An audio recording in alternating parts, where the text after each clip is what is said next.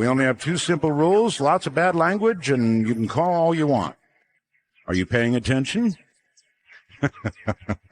No bad language and only 1 call per show. That's the rules. I wonder how many people just let that go by. Yeah. Hewlett-Packard is going to lay off, it appears, another 30,000 people. Wow. That's a big hit, probably in the number next month. 30,000 from Hewlett-Packard. What are they doing? Cost-cutting, certainly. But that's a lot of people, and that's many announcements now. Hungary has sealed off its border with Serbia with massive coils of barbed wire. I wonder if they're going to make Serbia pay for it.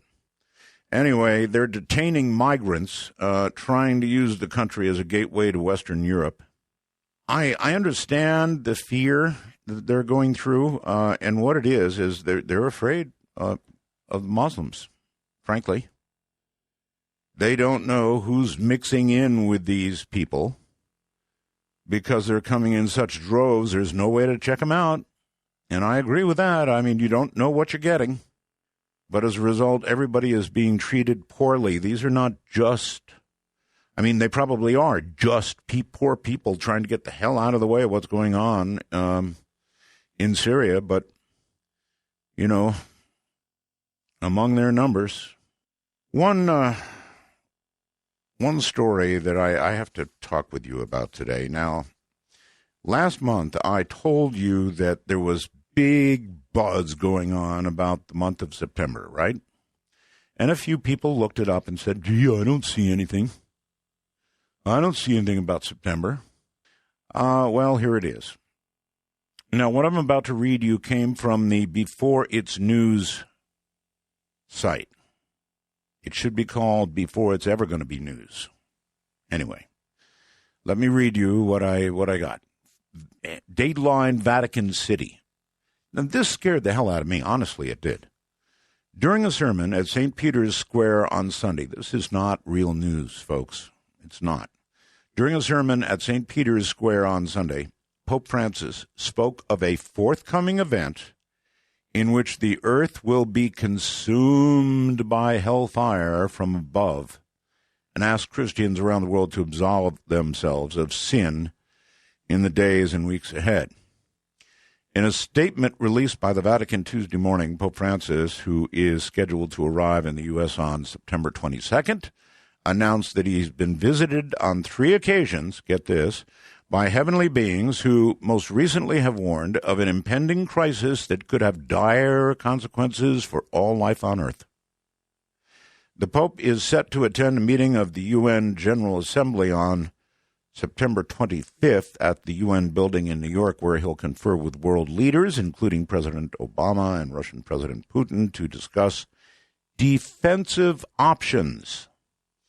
On Tuesday morning, NATO Secretary General Stoltenberg confirmed that he has made arrangements to attend the General Assembly. I spoke, he said, with the Holy See and told the Associated Press NATO is working closely with our counterparts around the globe to explore every viable recourse available. Now, if you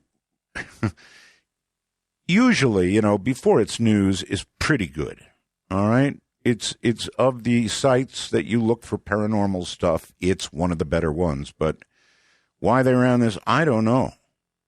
But I read it and read it again. It scared me, but good.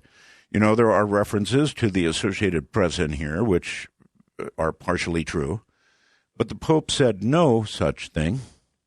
And one of the reasons we're getting calls from people who are packing up the car, packing up the wife and kids, and headed for Mount something or another is because of this. We started thinking about it earlier today and looking for, AP references and that sort of thing. Nothing on the AP. Then people who had heard the Pope deliver the speech and said, well, he didn't say anything about that. That would have gotten your attention, right? Certainly got mine. So before you pack up the wife and children, and before you buy into some story like this, for God's sakes, check it out. Really, check it out. I wonder if that's what's moving people. I suspect so. One of the best places to get a good look at a passing UFO would be an observatory, right? Where the main objective is to look at the night sky, naturally. A few people at the Griffin Observatory got a really good look at some great photos and video footage of two UFOs hovering and doing other very unplane-like movements in the sky above L.A. recently. What's really interesting about the sighting is that other people down in L.A. actually got to see it, giving it some nice corroboration. That was from the anomalist.com. Anyway, I'm really miffed. You know, this story stole about 45 minutes of my life today. Not only that, but I said, hey, hon, my Catholic wife read it. And she got really serious looking and said, well, I don't think I've committed any big sins. I better get to church. I had the weirdest dream last night. I had a dream about a UFO. How often does that occur? I was in a bus, and I had a camera, right?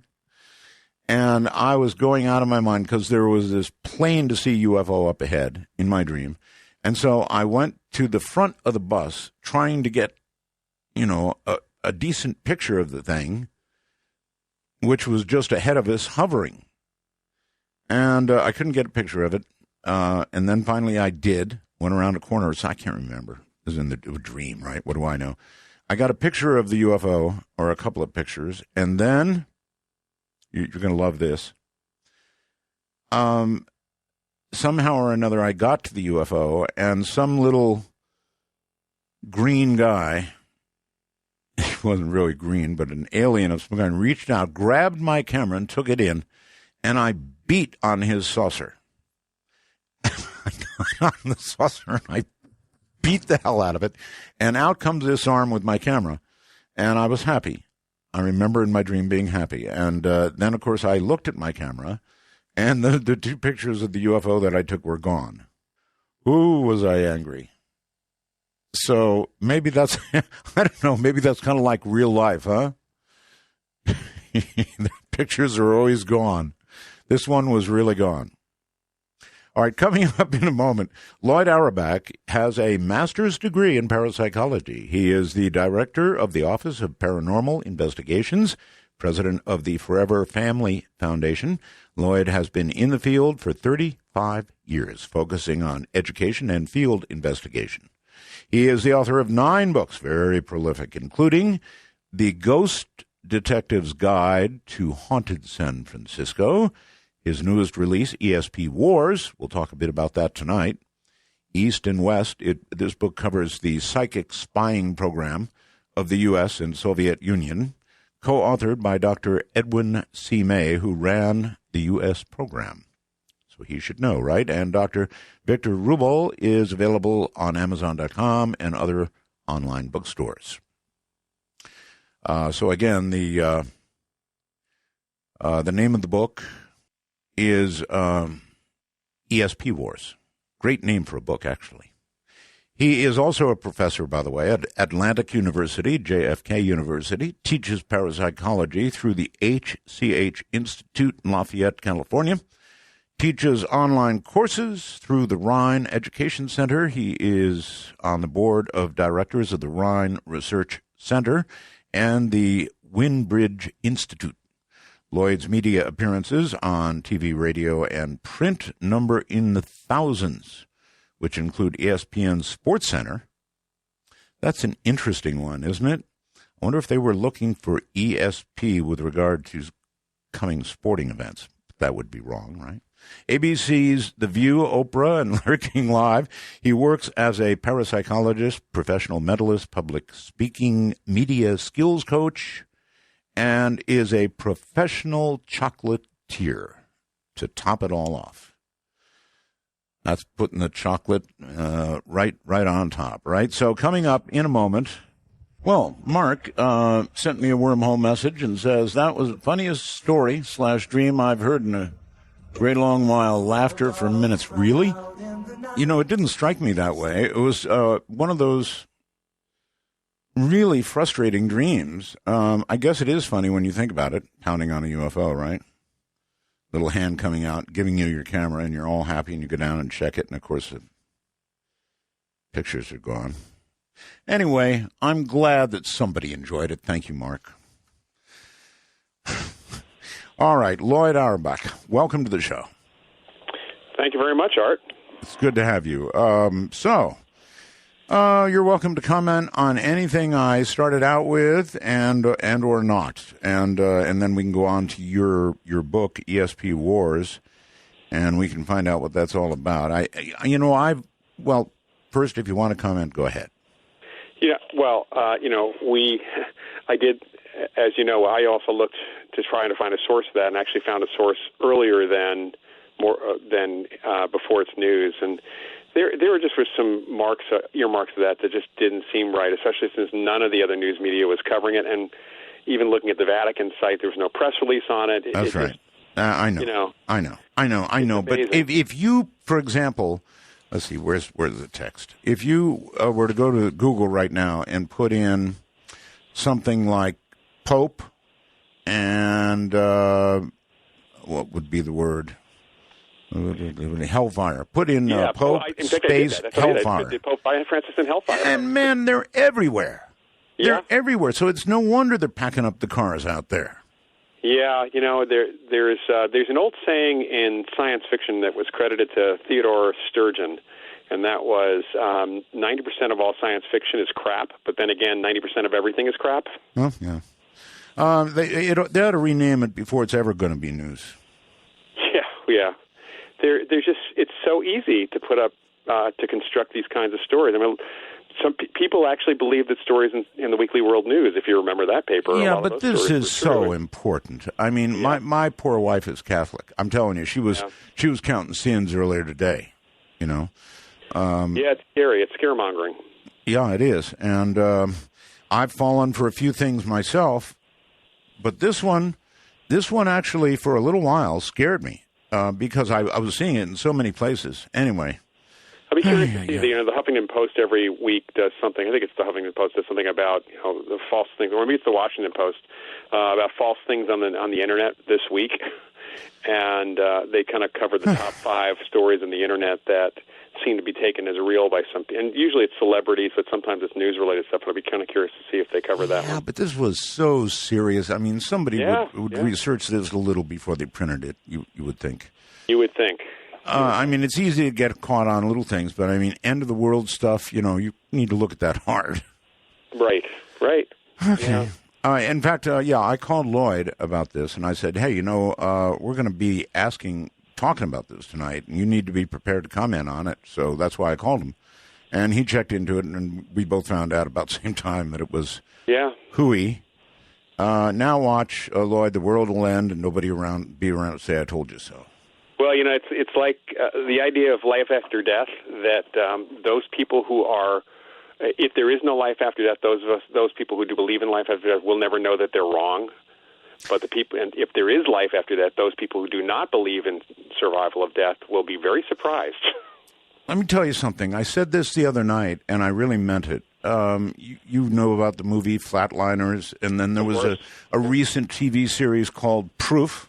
Mm-hmm. Yeah, very good show. I thought it was pretty good, too. And I said it should have been called No Proof until the last episode. And then, of course, that's when they really hit it. Right. But anyway, I'm sorry. We have to talk about proof versus evidence, because proof is a very, touchy thing. It's not always that easy to actually have hard proof on things. Not at all. And I was watching that, and I told my wife, at my age, if I was healthy and I thought I'd withstand it, I'd be willing to give a shot at flatlining. I want a good medical team. I want all the goodies they had there to make sure you come back. But I'd almost be willing to give it a try so I could know. Does that sound crazy? Yeah, well, not necessarily, no. People have done crazier things.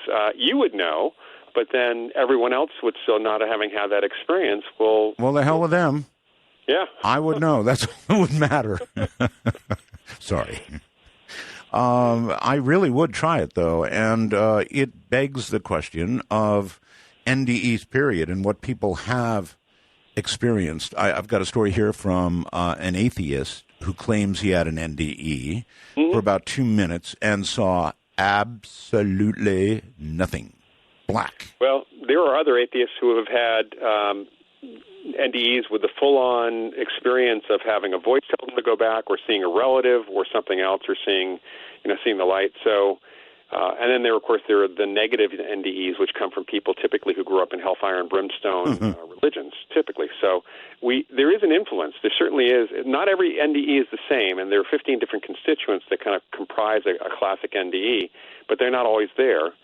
And you can have a near-death experience that doesn't affect you, which wouldn't put it in the camp of parapsychology, more in the neuroscience camp. Well, to actually flatline and get absolutely nothing, that'd be worse than not coming away with the pictures of the UFO. Yeah. I mean, that would be really annoying. I would expect something, right. A little brain activity as the cells begin to die, whatever, something. Well, my question for that atheist was just about atheism? Because you can be an atheist and believe in psychic phenomena and even believe in life after death. But if you're an atheist and you disbelieve in all this stuff and the possibility of this, maybe you're programming yourself so that you don't have an experience. Well, maybe you get exactly what you believe in. Yeah. I don't know. This whole thing was on Reddit, and it really was there. He apparently had 2 NDEs, and he says, yes, the truth is both times I was simply not there. It was just black. I'd describe it as when you take a nap. Well, I don't know about that. I dream. A short nap, no dream, he says. You wake up, and it feels like you've been sleeping a long time, when in reality it's only been about 15 minutes. So, he got exactly, apparently, what he expected. Well, and he got what a lot of people get, because it's only a small, it's a smaller segment of people who have either flatlined or their hearts have stopped. Remember, it is a near-death experience, not a death experience, so not everyone has the experience. Well, then, if it's not a death experience, how do we define death? We're constantly redefining death. What, no brainwaves, no heartbeat? You can go no brainwaves, no heartbeat, and really you have to, not just brainwaves, you have to talk about electrocortical activity in general. The famous Pam Reynolds case, where the woman was undergoing some serious brain surgery, and they actually not only stopped her heart, but they brought her body temperature down, as you saw on the TV show Proof, but even more significantly than that, and there was literally no activity. It wasn't just flatline. This woman was dead. Yeah. As Dean Radin would say, she was triple dead. Right. They stopped her heart, stopped her brain, she was just dead. Right. And she had the classic out-of-body experience. She came back remembering things that there's just no way her brain was reacting to, not only in the operating room, but also in areas right around. And none of that, the skeptics would say that, well, obviously they told her about it as she was coming around, and there's no evidence that supports any of that. I think I remember that was a 60-minute segment. Yeah, I'm not surprised. Yeah, I think so. And I believe I have memory of interviewing her, but I interviewed so many people. And I have interviewed a number of people who have had incredible NDEs. Yeah. And seeing relatives and people, swarms of people, sometimes not so happy people, a bunch of them. So it is, I think, the biggest question for mankind, and that is whether this is it or there is yet more. Yeah, and for most people, we'll find out when we die. Yes, that's right. And if there is absolutely nothing, well, we won't complain. Right. But there's a lot of evidence that there's much, that human spirit or consciousness survives. So you lean toward that direction. Oh, absolutely. The evidence is there. When you discuss this, I discuss this with some of my colleagues in parapsychology, and frankly, not everybody comes from a perspective you can call dualism or even pluralism, that consciousness is more than just the brain. People in my field, even though we're dealing with psychic ability, many people are more materialist and don't believe in survival possibility at all. They think that ESP kind of covers all the experiences that we have that we would call evidence for life after death. Well, that's what the search is all about, right, Loyd. So I know that, touching on another area, that would provide evidence of an afterlife or of something after, would be ghosts. And yes, it's yet another area. You're into all of these areas, and so you're like the perfect guy to ask about this. You have obviously investigated ghosts. Would you conclude, with all the investigating you've done, that there really are ghosts? Yes. Well, first let's define that. All right. That ghost, we tend to use the word apparition in parapsychology because ghost has a lot of pop culture charge around it. But yeah, the idea that we survive, that spirit consciousness, well, you like to use the word consciousness, survives the death of the body. The brain dies, your body's dead, your consciousness, for some people, sticks around and is capable of connecting with those of us that are alive, is capable of mentally connecting with our consciousness, kind of mind to mind, using basically ESP to do it, and even providing us with an image of what we might actually see if we could actually see them, what they sound like. The personality of these people doesn't dramatically change at all after they've died, and it seems like it's not everyone that sticks around. In the thousands of reported experiences with apparitions or ghosts over the last 130-plus years in parapsychology and psychical research, the vast majority of them are people who see or experience a friend or a loved one, a relative, who is at the moment of death or just after, sometimes within a couple days, kind of the person's there to say goodbye, and then they never hear from them again. That's it. And then there's a small segment where sometimes the relatives come back once in a while, and there's a much smaller segment where the individuals stick around either a location or people for quite some time sometimes, and they communicate, and they may even figure out how to move things and make a nuisance of themselves sometimes. I've had cases, even my late co-author, Annette Martin, has made herself known that way to people. Mm-hmm. How about this, Loyd? Do some people stick around for a short amount of time and then go? I mean, I know, yeah. I know the Buddhists believe this, for example, and I have some reason to believe it myself, that for a few days there's a very, very big presence that you can almost, you really can feel it. Mm-hmm. Yeah, that seems to be the case. It seems to be on the average about 2 to 3 days. But sounds about right to me. Yeah, it can be a little bit longer for some people. I had a friend of mine, the late Martin Caden, who was a science and science fiction writer. When he passed away in '97, he was into all this stuff, and he actually was able to move things. He was psychokinetic himself under some very good control conditions.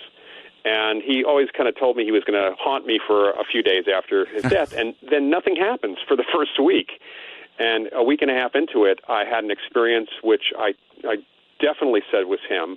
And 10 minutes after my experience, one of his pilot buddies on the East Coast, I'm on the West Coast, had the exact same experience that I did in his Cessna while he was flying his plane. And it turned out another person had an experience 10 minutes later, and those two other pilot buddies of Martin Caden's actually found a total altogether with all of us, 25 of us. Wow. Within a few days, within like a day and a half. And so wherever he was that first week and a half, we don't know. He must have been bopping around the world saying goodbye to people, but we only know about the ones that were kind of in our circle, more or less. The one place I really wouldn't want to have that experience would be in a Cessna, of all things. All right, hold on, Loyd. Dark Matter News. I'm Leo Ashcraft. Like a scene out of an end-of-the-world disaster movie, the town of Anderson Springs, California goes up in flames while being filmed by a fleeing YouTuber. The video, nearly 2 minutes in length, shows the utter devastation caused by the so-called Valley Fire, located in the county roughly 100 miles north of San Francisco, that has ravaged over 61,000 acres, destroyed at least 400 structures, and is currently only 5% contained. There has also been one reported death due to the fire as of late. Maddie Ross, a 25-year-old student at Santa Rosa Junior College who fled with her grandparents from their Hidden Valley Lake home, said it looked like hell everywhere. She told the New York Times, "It was terrifying, truly terrifying. I've never been in a situation like that. We all felt like the world had come to an end." By Sunday afternoon, upwards of 1,000 homes and commercial structures had been damaged by what has been dubbed the Valley Fire. Governor Jerry Brown declared a state of emergency for Lake and Napa counties due to the fire, and according to the Associated Press, 23,000 residents have been evacuated already. Daniel Berlant, a spokesman for CAL FIRE, claims firefighters in California have responded to nearly 6,800 wildfires, burning 545,000 acres with CAL FIRE alone, and they had handled 5,000 of the wildfires that had claimed 150,000 acres compared with 80,000 acres per year on average. But 20-mile-an-hour winds quickly pushed the blaze towards Middletown and the surrounding communities. A few hours later, half the town was destroyed. Gary Cross, a former fire chief and current Calagostas city councilman, had this to say: "There's a sense of disbelief. It will be an absolute miracle if we don't start hearing about fatalities up there. You get heart attacks, accidents in cars, because this fire came through so quick." What are your thoughts? So many wildfires burning across America today. Are we seeing further signs of climate change? Let us know your thoughts at darkmatternews.com. Got news tips or other information you'd like to share? Hit the tip line at darkmatternews.com. And a welcome to another Dark Matter News staff writer. Pete Fernbaugh brings us the following to consider. Is history a lot like the game of telephone in which stories are repeated over and over again until the final retelling bears little resemblance to the truth? This is what Sarah A. Chrisman and her husband Gabriel believe. In 2010, they made a life-changing decision. Frustrated with the complexities of daily life and fascinated by the secrets of the past, the Chrismans, both of whom are history buffs, chose to time travel in a way, transporting their lifestyle back to the late Victorian era of the 1880s and 1890s. They began by purchasing a Victorian house in Port Townsend, Washington, which happens to be an historic Victorian seaport. Their first step after moving in was to get rid of the electric refrigerator and replace it with an icebox. From there, the Chrismans purchased a mechanical clock that Sarah winds each morning. They installed oil lamps for lighting. For heat, the house features a 19th century gas heater and an antique kerosene space heater. The couple sleeps on an antique Victorian bed, which has a mattress that Sarah sewed by hand and stuffed with feathers for authenticity. For transportation, Gabriel rides a high-wheel bicycle and Sarah rides a high-wheel tricycle. Neither owns a cell phone and Sarah has never had a driver's license. Instead, they're quite content to live with their primary source materials, completely immersing themselves in the late 19th century. If you'd like to learn more about the Chrismans, you can visit them at thisvictorianlife.com or head on over and read Pete's great article. I've only just touched on it. It's quite extensive at darkmatternews.com. I'm Leo Ashcraft, Dark Matter News. Good evening, Bob, if you're out there listening. Back to Loyd Auerbach. Loyd, welcome back. So all of these things that you investigate and have been investigating for now 30 years, including ESP, all of them actually either go to our abilities that are beyond the obvious and physical or our everlasting, hopefully, soul. Yeah, I mean, what we study in parapsychology can be looked at as relating to consciousness. Whether you are a materialist believer, basically that it's just the brain, it's still, you're saying that consciousness is resident in the brain, and that's where ESP and mind over matter happen to be. Or if you do have some acceptance or belief, or at least an awareness that it's possible that consciousness can survive the death of the body, can reach out beyond the body and beyond the brain. We talk about extrasensory perception. It really is a form of perception, and it's only extrasensory in that it's extra or beyond what we consider the normal senses. And even that idea of what is considered a normal sense is changing. And as we learn more about humans and other animals, and even about how we can augment our senses. All right. Where to go? You mentioned psychokinetic, right? Yeah. And you said that it has been demonstrated to you. And this is an area of intense interest for me. To be able to see anything moved with mental power would astound me, and I would immediately begin practicing, trying to do it myself. What is it that you have actually seen with your own eyes? Well, I've seen a number of different things. If we can start with some of the cases that I've had, sure. There have been physical movements of objects where there was no obvious physical source. So in a couple of the ghost cases, for example, there's a restaurant out in east of San Francisco called the Banta Inn, and my first visits there in the 1980s, they had supposedly a ghost there who had been moving stuff around for people for some time after he died in the late 60s. And even on my first visit, the very first thing I saw, and we were shooting something for the old TV show Hard Copy, there was an ashtray on the bar next to the cameraman and the director who had their back to the bar as they were interviewing me. And this is in the morning. This is probably 11 in the morning. And the ashtray popped up into the air in full view of me and the bartender and the production assistant at the other end of the bar. They were at the other end of the bar. It flipped over in midair and slammed right back down on the bar. And it was a glass ashtray but didn't break. The camera guy and the director both heard it. Everybody else saw it. That was a pretty impressive thing, and that hadn't even been the first thing that I'd seen happen. So that's a good example. At that place, we also had a chandelier just start swinging and then stop literally without momentum, just stop short when we had a medium with us who was talking to the ghost ostensibly, and he stopped it for her. See, either one of those things would do it for me. Trust me, an ashtray rising into the air in front of my eyes, smashing back down, a chandelier swinging, and then stopping immediately. Either one of those things would so do it for me. I've done experiments. During the years that I've been on the air, we talk about all this so much. I have taken pencils and I have balanced them ever so delicately on the table. Got a pretty flat table. And then I have pushed on them. I have yanked on them. I have pushed my mind at them so hard that something ought to happen. It never has.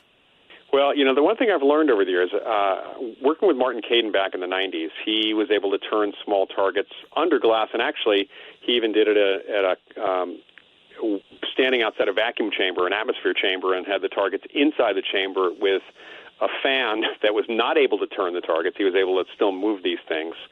And it turned out that what he learned when he learned how to do it, it was not about concentration or pushing hard.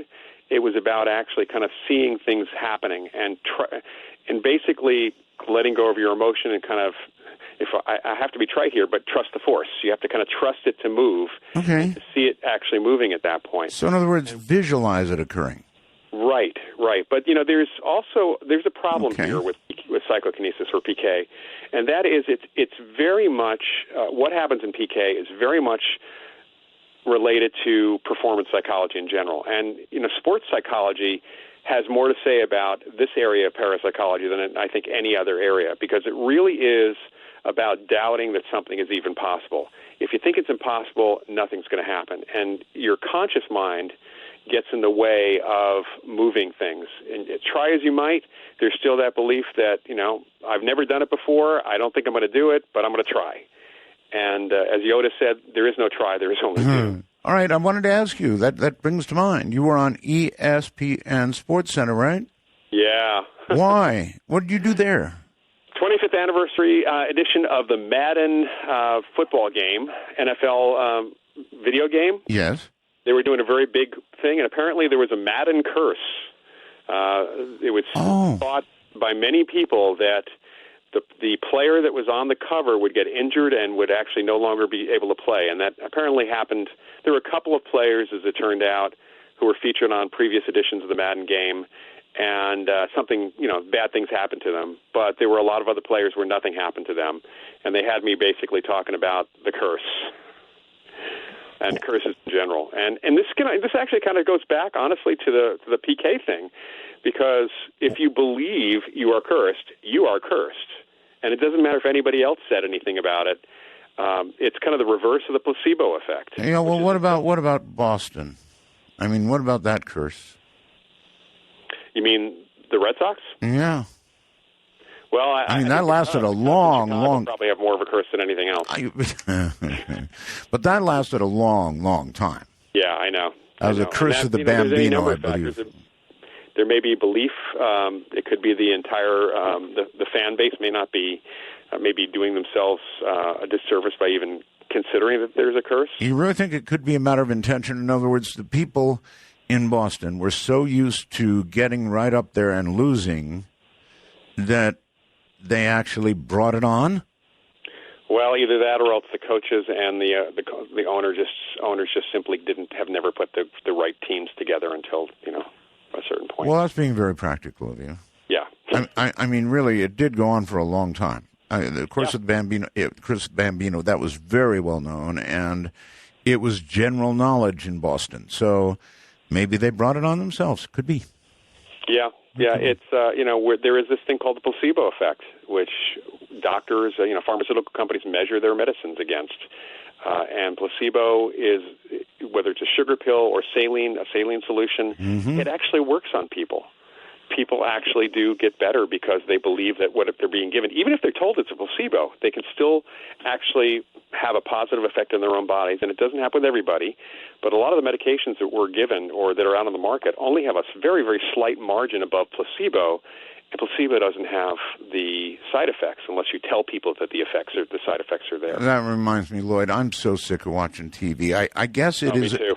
It is a rule that drug companies must advertise every conceivable side effect known to mankind, up to and including death. This is their legal disclaimer so they don't get sued. Yeah. So I was going to make a fake advertisement for a pill. I mean, sick of your friends taking pills, not taking pills yourself. Here's a pill that does absolutely nothing. And then I was going to list every possible side effect up to and including death. But you'll never feel again like you're alone in not taking pills.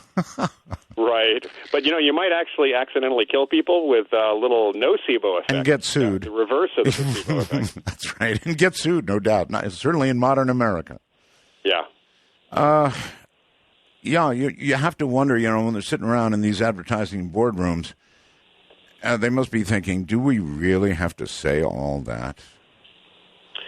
Well, I'm sure that they are, and we now have to contend as investigators. We have to contend with many of the side effects because some of what people report to us turn out to be side effects of sleep, aids like Ambien, or they turn out to be some sort of interaction with various drugs. And it's one of the reasons why when we have cases, we really want cases where there's more than one witness, one person having the experience, because the odds of a whole family being on the same medication are pretty slim. I mean, it's possible, but it's almost unheard of. All right. So have you actually encountered, going back to psychokinetics? Yeah. Have you actually encountered anybody who, on demand, or very nearly on demand, can demonstrate psychokinetic power?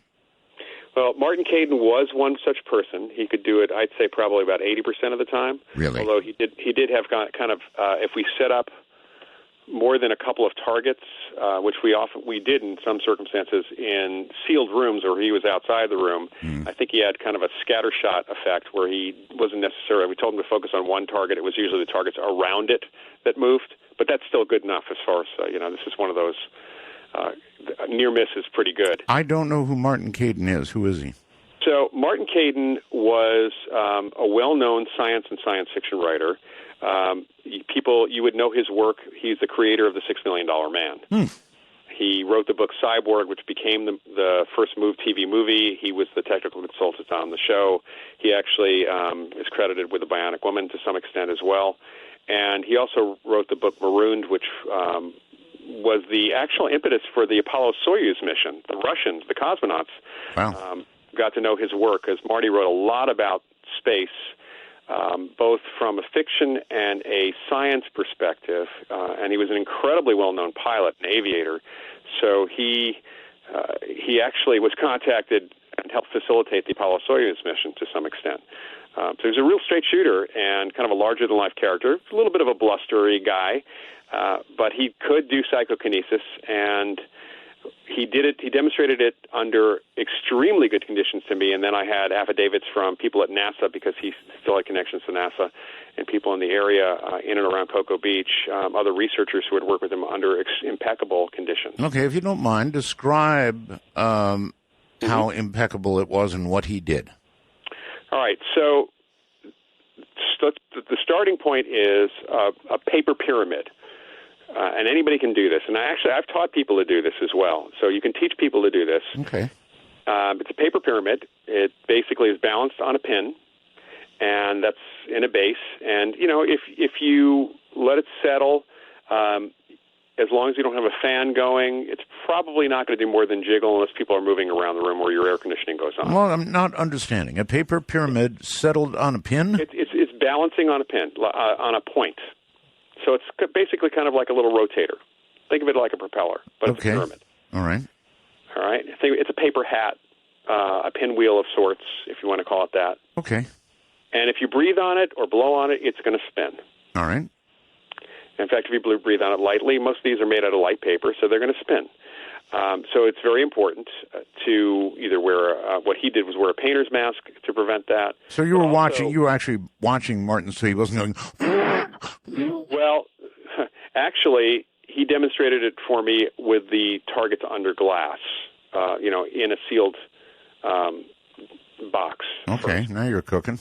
Yeah, and that's the thing, is that I will often work with people where they're not under glass just to get them going, and I think of it as a placebo, is they may be blowing on it, but it kind of gets them all jazzed up, and things then start happening, and then we put glass over it, or a plastic dome or something, and the things will continue to turn. The key, from a scientific perspective, you also have to make sure that there are no microcurrents in the air that are turning this thing. So an observational period, sitting there watching it where nothing actually happens, and if it only turns when you intend it to turn, you have an incredibly interesting synchronicity with microcurrents, or you have psychokinesis happening. And you saw this with your own eyes? Yes. And in fact, the first time I visited his home, in Gainesville, he had a room upstairs where part of the room was cut off. He had built a wall with a big glass window. He had there was a door into that little room. He had a huge shelf with multiple targets set up of different types, different materials, different sizes. He had a pinwheel sitting there. He had actually a pie tin that was balanced on a spindle with tinsel hanging down from the edges. Got it. And he had sealed the windows in the room with paint. He had actually covered all the outlets. There was actually no source of air, and even used weather stripping around the door. So after I set up all the targets, I went outside the room. We closed the room up. We left the room. We went downstairs for quite some time because I wanted to make sure that the targets settled down, since they had been moving when I moved through the room. Got back upstairs. We waited about 15 minutes. At my urging, I told him to start, and within a minute, some of the targets started moving, started turning. And the most bizarre one that I saw, honestly, was the pie tin that was moving around. It wasn't spinning very fast, but it's spinning fast enough with the tinsel hanging straight down instead of trailing behind it, as it should with an air current. All right. And when you inquired of Martin, and I'm sure you did, how he mentally was approaching this, he told you that it's a visualization process? Yes. In fact, he kept a journal of how he learned to do it a few years before, when he was challenged by another science fiction writer, Harry Stein, to do this. And he spent 3 weeks doing what we would normally think of doing, which is, yelling at the thing, pushing with their minds, concentrating. Oh, yeah. I've been going about it all the wrong way, sitting there going, Yeah, that's right. Yeah. It's exactly the opposite. It's think of it as a blank stare. You become a Vulcan. You become Mr. Spock, and it basically turns because of your intention, not because of any strong emotion you've got. Wow. Yeah, in fact, it's kind of like what people did and I've done these myself more recently, the spoon bending parties that Jack Houck did and other folks did back in the early 80s, where you'd actually get a bunch of people kind of, it's more chaotic, of course. You have them yelling at their spoons to bend, and you'd see people after a little visualization induction that he did, and I do this now with groups, you'd see these people get blank stares. Their faces would go blank. They go into a light-altered state. And sometimes, a lot of times they're using their strength to actually bend these things, kind of like a shock movement. But you end up with people twisting and tying very cheap spoons and other metal rods and other things into odd shapes that would normally snap.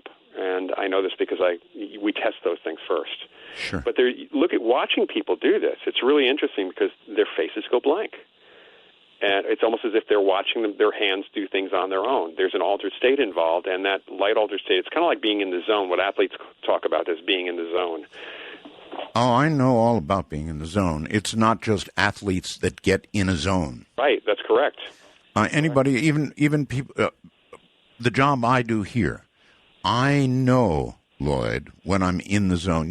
It's a feeling that is hard to describe, but it's like you can do no wrong. Right. And everything you do is going to go boom, boom, boom, boom, boom, just exactly the way it's supposed to go. That's the zone, whether it's athletics or it's artistic. Yes, whatever it is, it's a definite place, this zone. Yeah, and it's non-judgmental. Right. It is. It just is. That's correct. It just is. That's just the way PK seems to work. I really have been going about it all the wrong way, and it's time for me to give it another shot. And that's probably what this program is going to get me to do. All these years and all that pushing for nothing.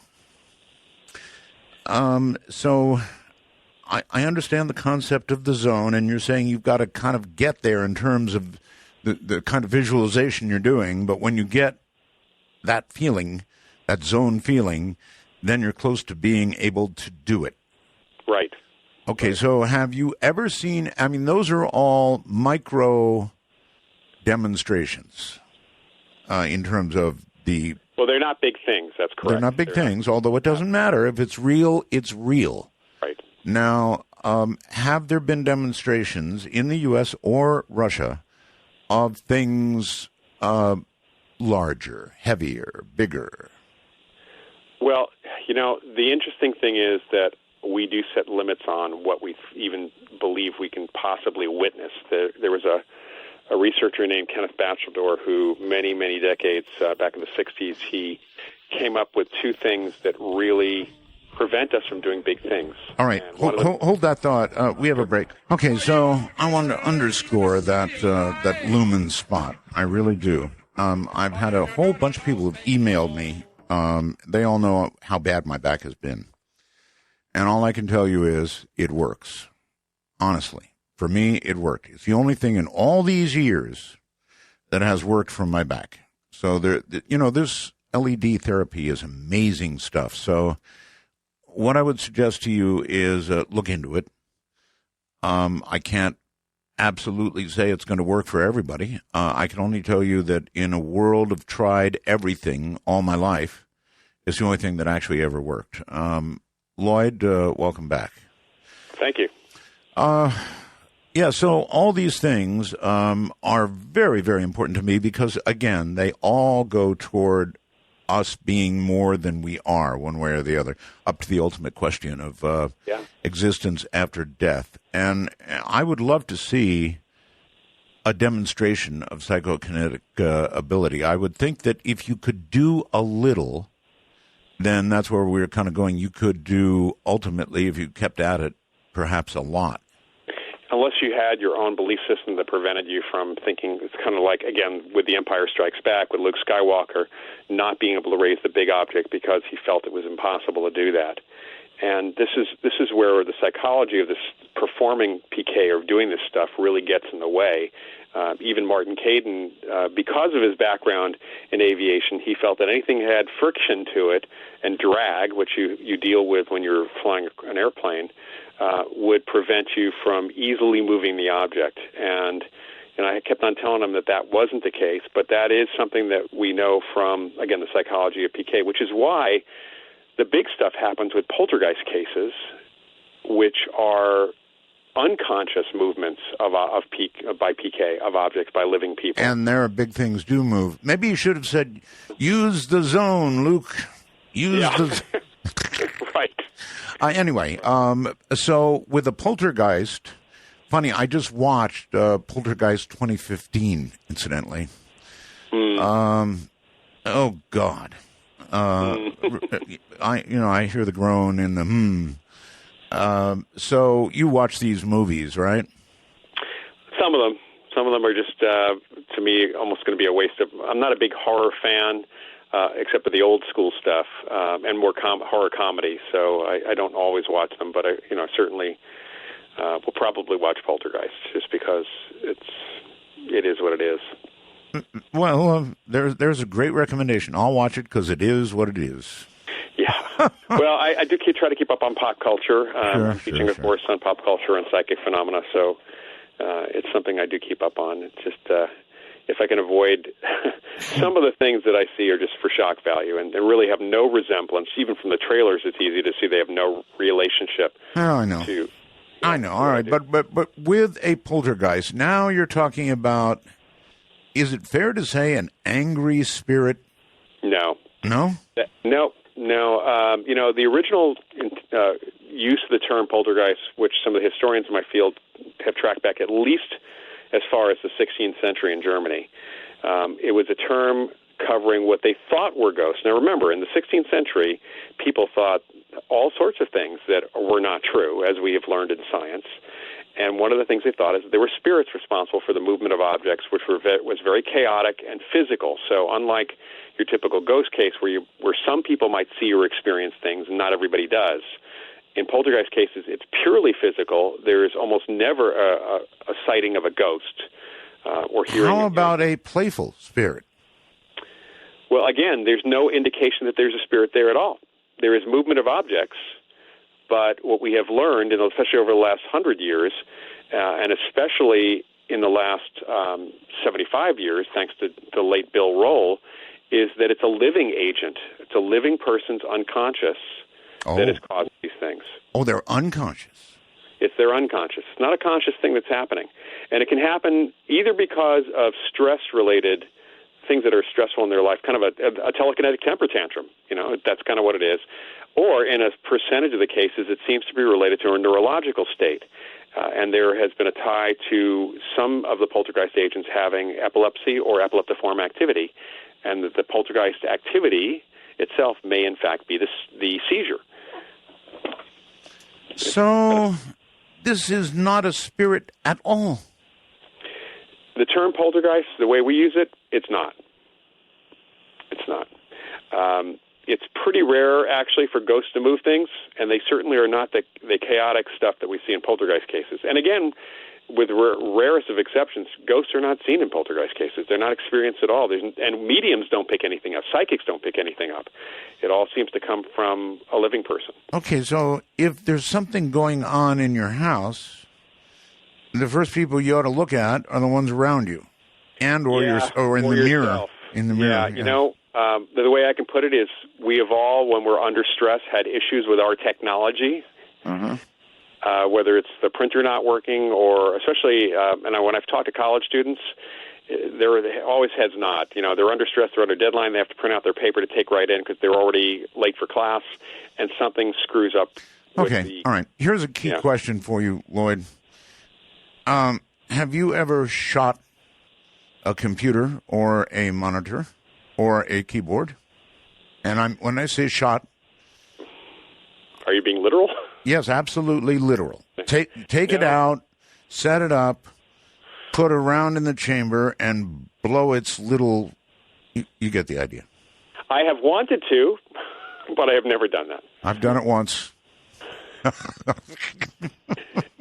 I find is when I'm stressed out, my things just don't work right, and it's my little poltergeist thing that's happening at that moment. I'm probably fully capable of a telekinetic temper tantrum. If I could do Pretty much everybody is in our society today. Now that you've taught me how to do it, look out. I'm kidding, kind of.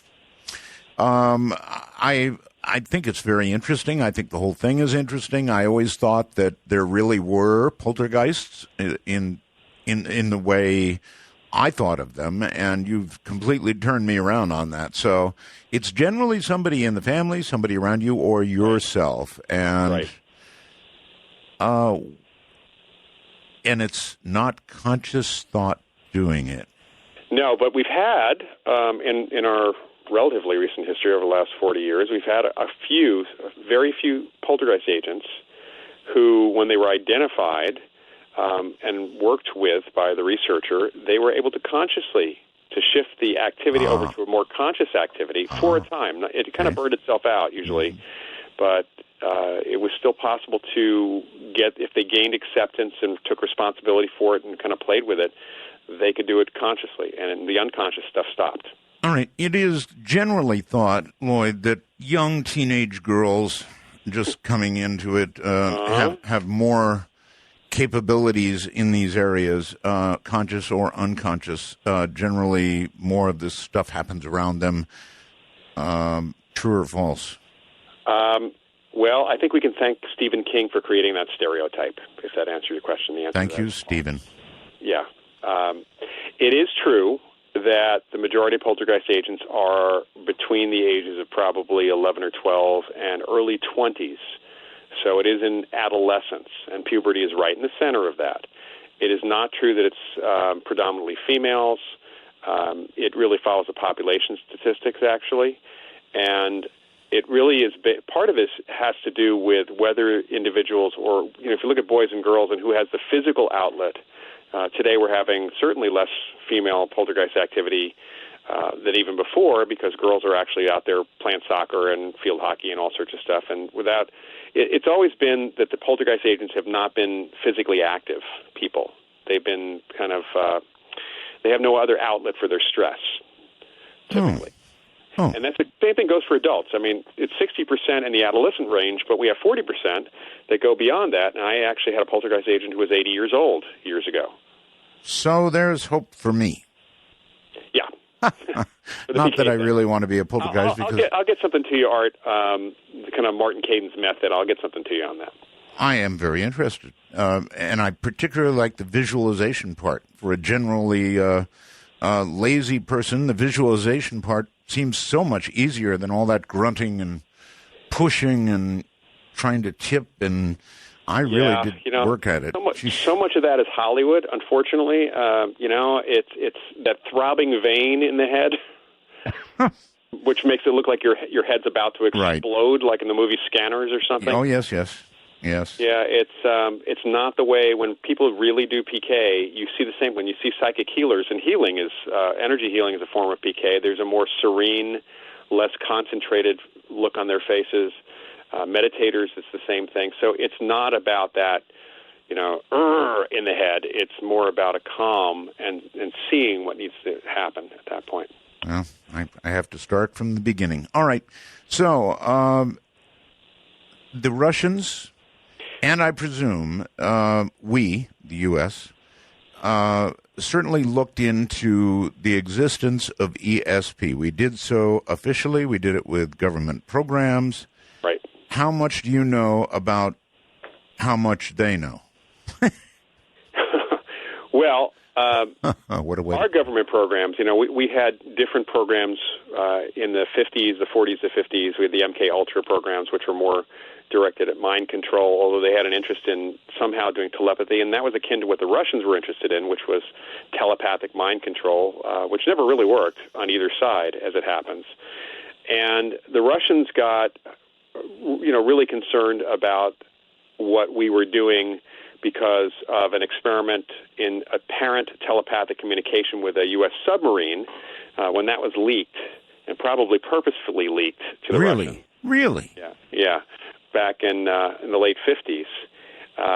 It's hard to communicate with deep submarines because... Oh, yes. You got all that water in the way, so if you could telepathically communicate, that'd be a major advantage. And the Russians felt that we must be spending lots of money on it, so they decided to really start spending on this. And they were encouraged, the scientists were encouraged in many different directions to create some sort of mind control. A man named L.L. Vasiliev did quite a bit of work in writing, which we have access to here in the States, and his books are still in print, of telepathic hypnosis, which did require the person being hypnotized first, given a post-hypnotic suggestion, and you could trigger it telepathically, apparently, but you couldn't do mind control without first hypnotizing them. So that kind of... why would that matter to our government, who's experimented on people with LSD and, they've done all kinds of things. So hypnotizing somebody, no problem. Yeah, the Russians were, if you remember, seeing, and you can still see footage of a very famous Russian psychic, Nina Kolagina, moving objects, doing PK. Uh-huh. If you do Russian telekinesis, you'll typically see on YouTube. You'll typically see Nina Kolagina moving objects, and the Russians actually figured out how she was doing it, which was really interesting. It was one of the things that when I was going through the material that we had gotten from our Russian sources, that really just jumped out. It was almost a minor piece in the books, in the material we got from them. And it was very interesting because Kalagina was doing something. This is back to what you said about us being more than we think we are. Yes. And that's what keeps me in the field, honestly.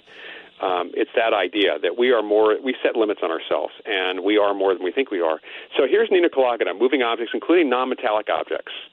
And what they find out is that she was kind of stressing so much that she sweat a lot.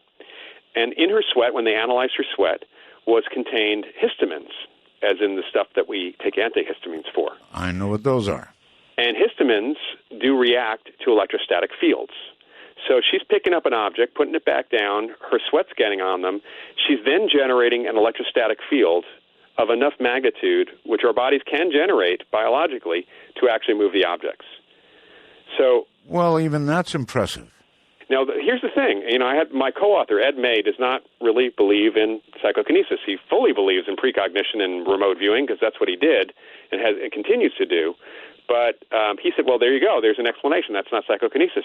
But if we define psychokinesis as mind over matter, she certainly didn't know how her body could generate histamines or an electrostatic field. She just knew she wanted to move the objects. Did they actually measure the electrostatic field? Because yes, apparently they did. At least that's the information we got from General Savin and General Ratnikov. All right, that's really something. Electrostatic field. I've got to think about that. That'd be quite a bit of voltage from the body, right? Loyd Auerbach is here, and he's a really, really interesting guy. Anything at all in, the genre, he apparently is prepared to talk about. And I've got somebody, I get messages as I do the show, and Monrovia sends me I have to be so careful how I say this, sends me a wormhole message about shadow people. And what does Loyd believe about shadow people? What is the nature of this phenomenon? Do you know anything about shadow people at all? Well, we have cases which may not fit into this. Certain authors have kind of defined that there are multiple types of shadow people. The ones that we deal with, the shadows that we deal with in parapsychology tend to be, you might say, not well-received signals from a ghost or from the background residual memory that's in the place. Sometimes people pick up a kind of a fuzzy image and it gets seen as a shadow. The cases we have where people see dark shadows, they tend to eventually resolve themselves into looking more human or can be identified by other people. One person may see a shadow, the other person may see an actual fully formed apparition, another person may just hear something.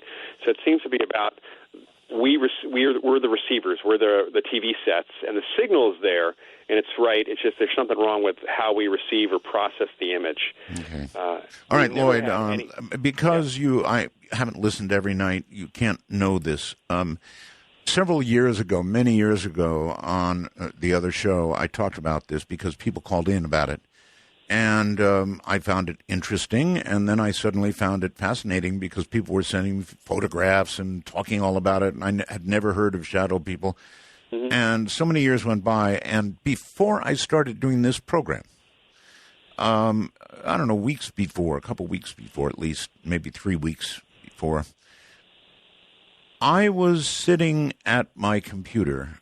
I was starting to do prep and reading for the show, and spending a lot of time on the computer very late at night. And I saw one, Loyd. Here's what happened. I had been hours and hours on the computer, and I saw something to my right. And I looked over, and there was like a human form there. Mm-hmm. Not arms outstretched or anything, arms down, I guess, but a human form of some kind. And then I went, I sort of went into shock for a second. I turned around, it was gone. I looked back behind me, it was there. And at this point, I'm really, really freaking out. And I swung back toward the computer, and then it was on my left. And, oh, my God, I told the audience about this. I went around the house, checking windows, doors. I actually got a gun. It really scared me, Loyd. Whatever it was, it scared me. And here's my theory, for what it's worth, which ain't much. And that is that staring at a computer for hours and hours and hours begins to adjust your brain to the refresh rate of the computer, whatever, that happens to be. And then you might start to see things that you don't normally see. And that's an out-the-window theory, but I had talked to other people who had seen things after staring at a computer screen monitor for a long time. And that's the only thing I can come up with. But it sure scared me. And it scared you because it was an intruder, or it scared you because it was a dark shadow? Yes, to both. To both, okay. I mean, I don't know what it was. It scared me because I didn't know what it was. Well, yeah. Yeah, I mean, what gets reported to us normally, which we look into when we can look into it, in a situation like your case, there's not much we can do. No, of course not. Other than take that, right? It's like a UFO sighting, Right, yeah. With repeated sightings of things, we can actually kind of go in and see if there's any, even with psychics or with sensitives, and see whether or not there's anything that they're picking up. And what we tend to find in these cases with shadows is that, like I said before, they tend to resolve themselves into either what we would call a ghost, or sometimes into a person picking up imprints or you might say images of the past, which seem to be in the location. Images of the past. That's interesting. Yeah, and the whole idea, we make a difference between hauntings and ghosts, or apparitions and hauntings. And a haunting is related to a place, sometimes to an object, and it has to do with a replay. People experience a replay of, think of it as a tape loop, of a video loop of an event that happened in the past, which is not necessarily of dead people. It can be of living people as well. And it can be also very historical, like the battlefield at Gettysburg, where you have a running loop for some people picking up. Many people pick up the battle itself, but it's not about ghosts. There aren't actual conscious beings there. It is a recording that people are tapping into. And people can get a feeling, in fact, probably the most common type of haunting or this type of experience that people have. You walk into a house, especially you're house hunting, and you feel weird vibes, bad vibes. In what medium is this recording or whatever it is maintained? In other words, where does it? Well, we're trying to figure that out. This is something that it would be great to have some funding in parapsychology to be able to look more further into this from a physics perspective. It seems to be partly geophysical. We do find a connection to the local geomagnetic field of the Earth, which may or may not be holding the information, or may just be triggering us being psychic and picking that information up. This is why when you see ghost hunters running around on TV using electromagnetic field detectors, yes, the reason they started doing that is because we were doing that in the early 80s and even before that, and finding a correlation between the residual or imprint hauntings, the spots that people said, that's where I see the thing happening, and higher than background magnetic fields that didn't seem to have any. Using what, magnetometers? Yeah, we use various types of magnetometers, yeah. And you're looking for very, very small variations, I would assume. Sometimes. That's the thing. Is we hope that there's more than just a small variation. But even finding any variation in a consistent manner, if the corner of one room in a house is where people are feeling they have a bad feeling there, or right. They are seeing visually in their minds, right. or even what they think is their eyes, they're visually seeing something, somebody killing someone, which has happened in a few cases. That kind of thing, which is historically accurate, by the way, is recorded into the environment somehow, and we have a couple of possible ideas about how this may be happening, and even a couple potential experiments which we're trying to get some funding for. But really, it's there's some ideas that are floating around right now. But the reason we're using magnetometers was to originally see if if this correlation held up, and whether or not there's anything in the environment that may actually connect to the psychic experience. That people have suggested that windows or glass could well have memory of a sort. Yeah. Well, liquid is often thought of having memory. We store information in an electromagnetic field. Magnetic memory is what videotape is, what audio tape is. It's kind of what flash drives are. And thank God that beds don't remember. All right. Dark Matter News. I'm Leo Ashcraft. A devastating storm ripped through the Southwest, causing flash floods from Los Angeles to Utah. Particularly hard hit was Utah-Arizona border town of Hilldale, the home base of Warren Jeff's polygamous sect, the Fundamentalist Church of Jesus Christ of Latter-day Saints, or the FLDS. Reports confirmed that 13 were killed in the flash flood that, according to eyewitness Chris Weiler, only seemed to last about a half an hour or 45 minutes. According to Utah officials in the city of Hilldale and the Washington County Emergency Services, among the dead are at least 3 women and 6 children, ranging in age from 4 years old to teenagers. Hilldale Assistant Fire Chief Kevin Barlow said water rises 1 to 1.5 feet at normal flood stage. A river gauge on Short Creek at Colorado City measured a nearly 3.5-foot rise in just 19 minutes due to the first wave of flooding around 3:18 that afternoon, and then a second wave about 90 minutes later produced a rise of nearly 5.5 feet in 17 minutes. By late Monday, the water had mostly receded, but as of Tuesday evening, storms threaten yet another round of flooding. Authorities say that around 150 people from county, state, and federal agencies, 500 community volunteers, and 6 or 7 search dogs are working at search and rescue efforts in Hilldale and its sister town across the Arizona border, Colorado City. Wild weather patterns aside, the Southwest is very familiar with flash flooding, even if some of its inhabitants have forgotten, and remembering to give rising water levels a wide girth is rule number 1. A flash flood can happen in a matter of minutes, sweeping away cars and, in some extreme cases, entire houses. Do you think these are the same weather systems that wreaked havoc across Europe earlier this month? Check out the full article from Kingslayer and let us know your thoughts at darkmatternews.com. A new NASA-sponsored competition hopes to unlock the secrets of space colonization through user-submitted design proposals. Called the 3D Printed Habitat Challenge, NASA hopes that the competition will help to develop the fundamental technologies necessary to manufacture an off-world habitat using mission-recycled materials and/or local indigenous materials. They say the vision is that autonomous habitat manufacturing machines will someday be deployed to the moon or Mars to construct shelters for human habitation.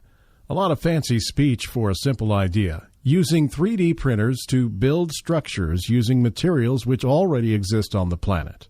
NASA goes so far as to speculate that the same concept, if such an idea is feasible enough, could be applied to life here on planet Earth. There are several designs that have so far made it to the finalist round. You can check out many of them in an extensive article from Kingslayer on darkmatternews.com. The world of the paranormal has experienced a great loss in the passing of Jim O'Connell. He was the founder of Experiencers.com, a group whose purpose was to lend support to anyone who had experienced alleged contact with extraterrestrials.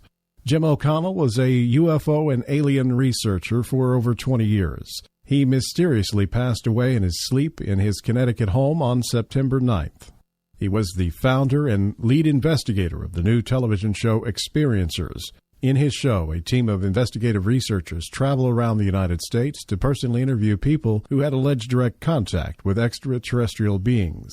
This year, they were focusing on the American Southwest. They plan to include other regions as the seasons of the show progressed. Dark Matter News staff writer Alana Fox Stark has prepared an extensive biography and article highlighting the life of Jim O'Connell and his work at darkmatternews.com. I'm Leo Ashcraft, Dark Matter News. Kind of what we're talking about, right? Time after time after time. Some sort of tape loop going in the universe that occasionally gets seen again and again and again. Maybe it goes on forever. Who knows? Loyd Auerbach is my guest. Welcome back, Loyd. Thank you, Art. Okay. So kind of like that, huh? kind of like a tape loop, something that imprinted somehow on something, and it just keeps repeating. It keeps repeating, or that's kind of how we know it's not evidence for survival. That it's not a conscious entity. There's no reaction. When you talk about ghosts, one of the more important things for us when we're trying to classify a case or even deal with the situation is interaction, or at least an awareness by that being that we're here and that there's some consciousness behind them, as opposed to a hologram that just doesn't react. So then you've got to wonder sometimes when you're in contact with something that you think might be on the other side, whether you're really in contact with something on the other side in contemporary time, or you're in contact with what was and still is if you seek it. Does that make sense? Put it that way? Yeah, I think so. We do wonder with any of the cases whether or not it's our own ESP picking up on something through time, and are we picking up on something that happened here? Is it really, in reality, we don't know if it's an imprint or that spot, for whatever reason, allows us to peer into the past. I mean, that's another way of looking at it. And, we can certainly tell the future. We might be able to, certainly can look into the past. Okay, listen, a lot of people want to talk to you, and I've hogged you far too long. So with this many lines ringing, I better do something. Trish Ray, hello? Hello, Trish. All that time, and she's not there. all that waiting, that's crazy. Okay, let's go to the phones. Portland, Oregon, I believe. You're on the air with Loyd. Hello? Hello.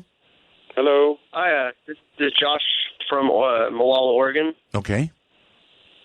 And fun thing is, I was listening, your radio show's on, and you said something about the end of the world, how people have been raving about that. Well, I read an September thing, like the September, like what's going to happen in September. Yeah. And I ended up having a dream this morning. Was about like an apocalyptic like storm, like tornado. Like I don't dream that often. Right. And I want to know also. I mean, because I've personally had dreams that actually happen later in the future, but I mean, apocalyptic. That's kind of got my attention, kind of thing. Well, you may be a victim what's your outlook on that September? Like people raving about. That like Planet X thing. Loyd, you know what? I'll let you handle that one. Okay. Well, we at least today we do associate, and there was last week some concern about some terrorist attacks on the anniversary of September 11th. So September does have an association with certainly the end of the world, and our world changed on September 11, 2001. We did have an end of the world. We had an ending to kind of the way that we viewed the world. Well, it ended for some people, and our model of the world certainly changed, but not really the It didn't really. end. It wasn't an apocalyptic thing, and I personally I don't subscribe to the apocalyptic ending idea. And even when you're talking about dreams, the caller said that he doesn't dream.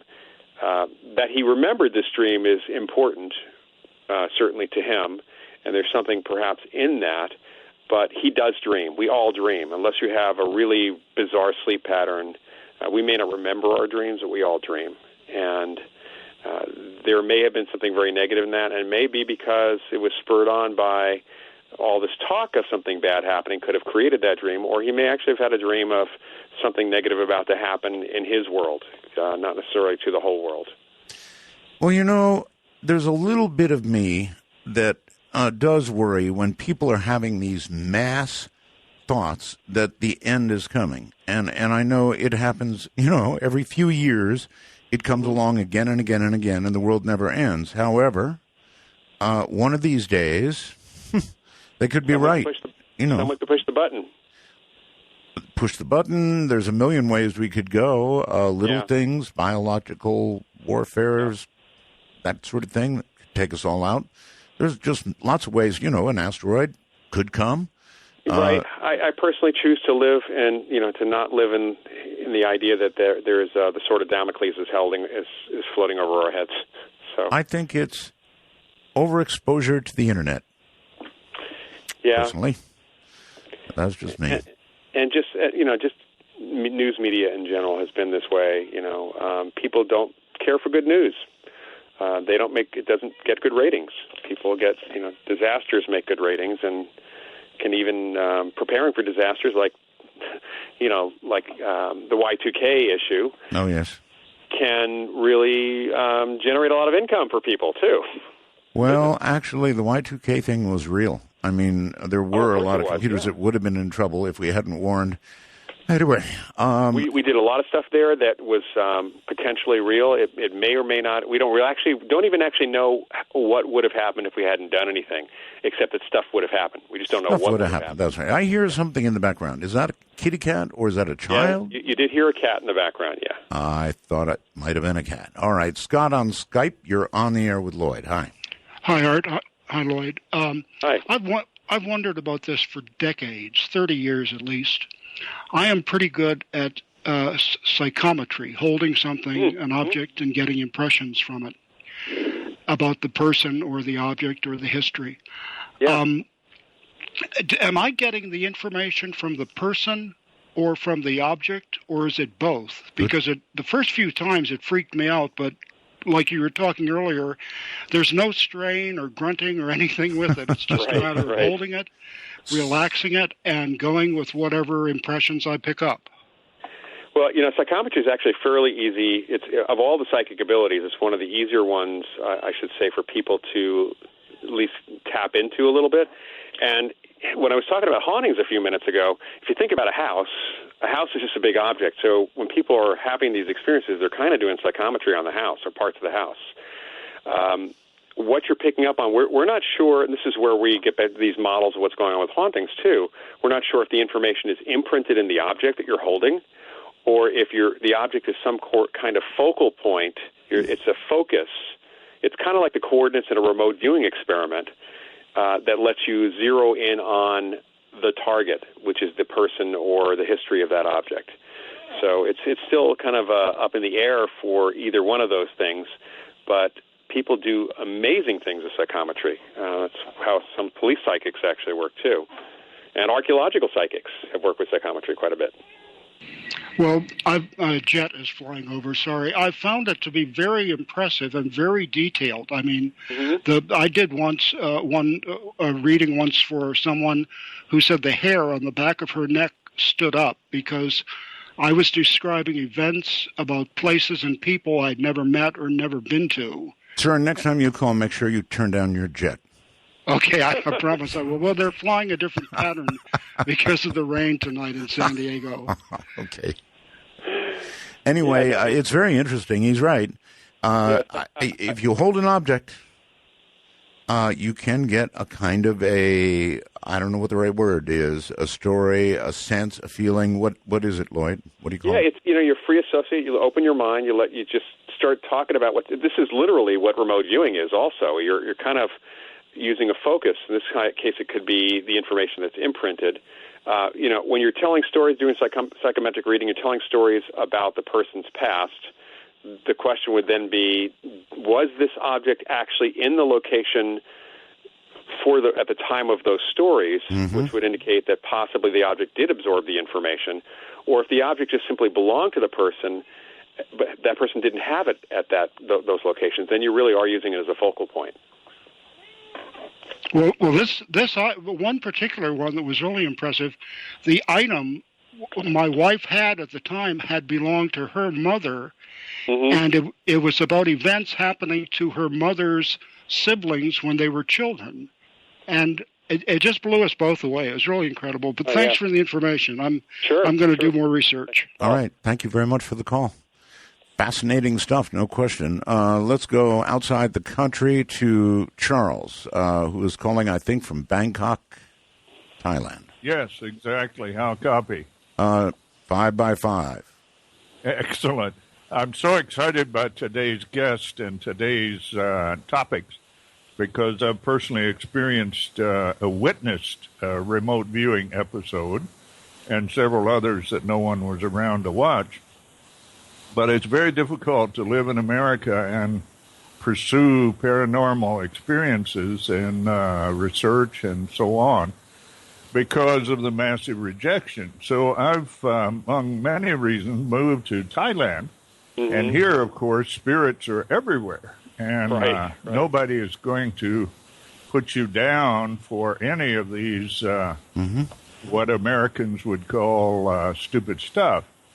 And I have one suggestion that could explain how a person could read something about the past or even something about the future, which Tibetan Buddhism answers. It's remarkable how close Tibetan Buddhism for centuries has been to answering many of these questions and many of these experiences, because Tibetan Buddhism also anticipates quantum mechanics.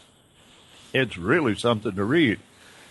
So I suggest that time is continuous. It always has been. It always will be. And the present, the past, and the future are always right there. If we can overcome our fear or in some ways be triggered to cross the disbelief barrier and reach those moments in especially the past. But they're always there. That's the thing. They're not being recalled. They're just being tapped. Mm-hmm. What do you think, guest? Well, that is one model of time, is that time is simultaneous, that all moments in time exist at the same moment. It's really our consciousness that shapes the direction of what we're doing. And, that's one concept. There are those people who subscribe to the idea that there is actually no time at all, that it's really all consciousness. And then there are those that say the past has happened and the moments are gone, but the future is something that is about to happen, so we can kind of pick up the probable future. It's hard to say. I mean, there's even the idea that every moment in the past is actually becomes a parallel universe, or a different way, a different access point in the multiverse that's there. And I'm not actually sure myself which is which. I do see what happens with these hauntings, where people seem to pick up on what looks to be a very programmed recording. And yet there are also stories of what are called time slips.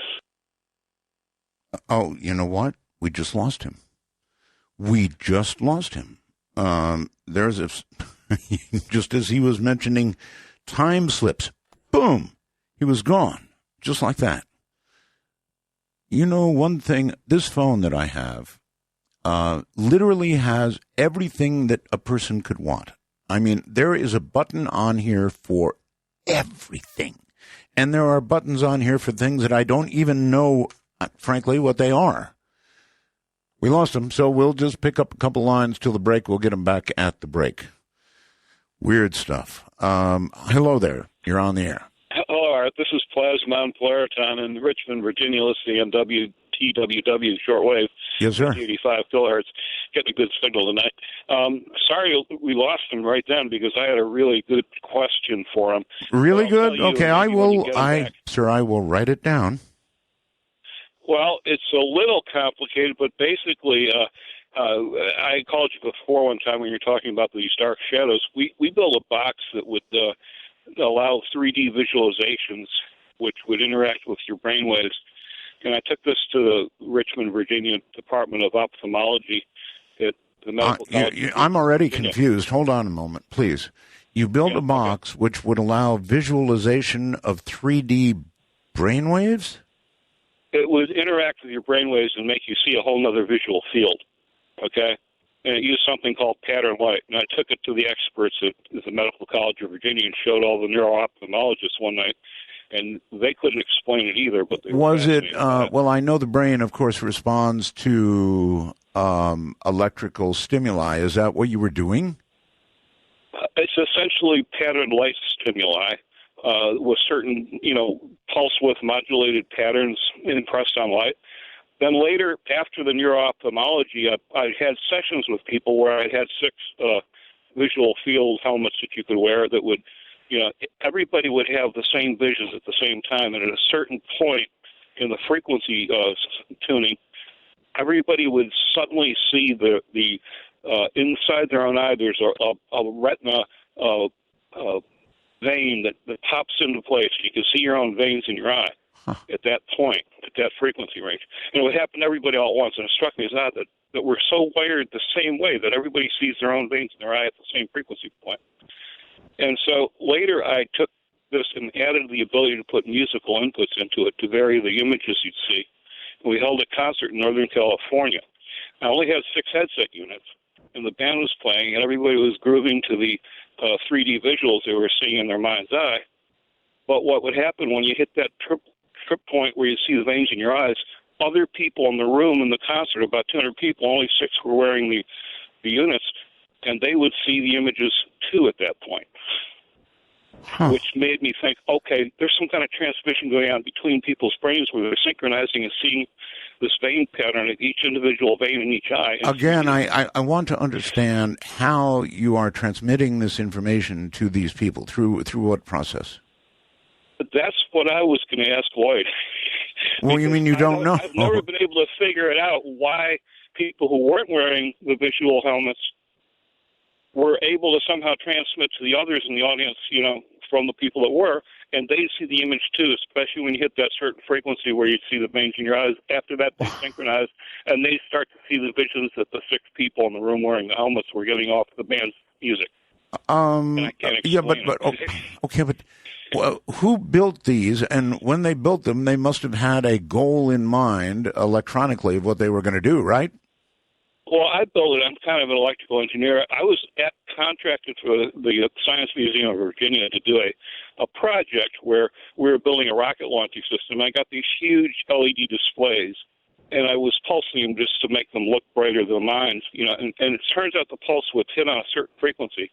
And I was standing back looking at my work, watching the countdown timer for this rocket launcher, and suddenly I realized I'm seeing speckles in the image on these big readouts as if it was a laser source. But where was the coherence coming from?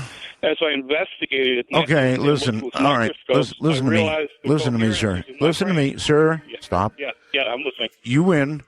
I'm going to hold you over. I'm going to try and get my guest back. I could never possibly describe all of this to him, so I'm going to let you do it, okay? Yeah, it's hard to write that down. All right, that's all right. Hold on, please. Thank you. Want to take a ride? From the high desert and the great American Southwest, this is Midnight in the Desert, exclusively on the Dark Matter Digital Network. To call the show, dial 1-952-CALL-ART. That's 1-952-225-5278. All right. I think we've straightened it all out. Loyd, are you there? I am. Okay. So I had a caller on. I don't know if you continued to listen to the show. I'm going to have to find the caller among all these calls because I had to put everybody on hold to try and get you back. Right. So hello there. Were you the caller that was? The caller back. Yeah, yes. Good shot. First time. Sure, all right. First time, for sure. So Loyd is here. Try and describe, if you will, what you did to me in a short time and see if we can make sense of it. All right. Well, Loyd, did you hear any of what was on the air that I said earlier? I did not. Okay. Try to make it really succinct here. I had developed this pattern light thing that it's like a 3D visor that you can wear. And it's sort of accidentally while I was working on another project. I found out the light that was being emitted from some LEDs was actually, because I was pulsing them, was interacting somehow to make it look like speckles like you'd see from a laser. And I determined that, in fact, there was no speckles in the light I was looking at. What was happening is the coherence that you'd normally expect to come from a laser beam was occurring in the neural network in my own brain, okay? Mm-hmm. And that's where the coherence was coming from. I tried magnifying it, didn't obey the laws of optics, and finally I said, this has got to be in my brain. So I further researched, and I found out that I could make a dream machine where I could basically dial up 3D images in my mind's eye, separate from my regular visual field. And that was pretty cool. I showed it to the neuro-ophthalmology department at a local medical school, and they thought it was fascinating and couldn't explain it either. And then I added an audio input and went out and did a concert in Northern California where there were a band, and there's 6 people wearing these visor helmet kind of things that were grooving to the musical patterns in their mind's eye. And the rest of the people in the audience, there was about 200, at some point when when a certain frequency hit and it clicked on so that everybody with the visors saw the vein in their own retina at that point, which is normally blanked out in your regular vision. Your brain is blocking that out so that it doesn't interfere with your visual field. Well, everybody else, when you hit that frequency where you see your retina vein, started picking up on the images too, even though they weren't wearing the visor. So a transference of a generated vision or whatever it was you saw. Okay, I get it. And it was a group of 6 who were actively seeing the vision, and the other ones started picking up on it, the other 100 and some people. Right, okay. I think we've got it. Loyd? I don't know what to make of it. I mean, that's something that really should be taken a look at a little bit further because there's, my colleague Ed May, who, again, the main author on ESP Wars, if you approach psychic ability from the perspective he is, which is that it's really an issue for physics and neuroscience, that technically we might be able to develop a psychic chip for artificial intelligence. We might be able to duplicate it. And that's kind of the way he's approaching it because he's coming from a very materialist perspective. And, I'm sure if what you're describing could be replicated and studied further, there might be something really interesting here, certainly. So, all right. Let's say he wants to contact you and have you look into this. How do we contact you?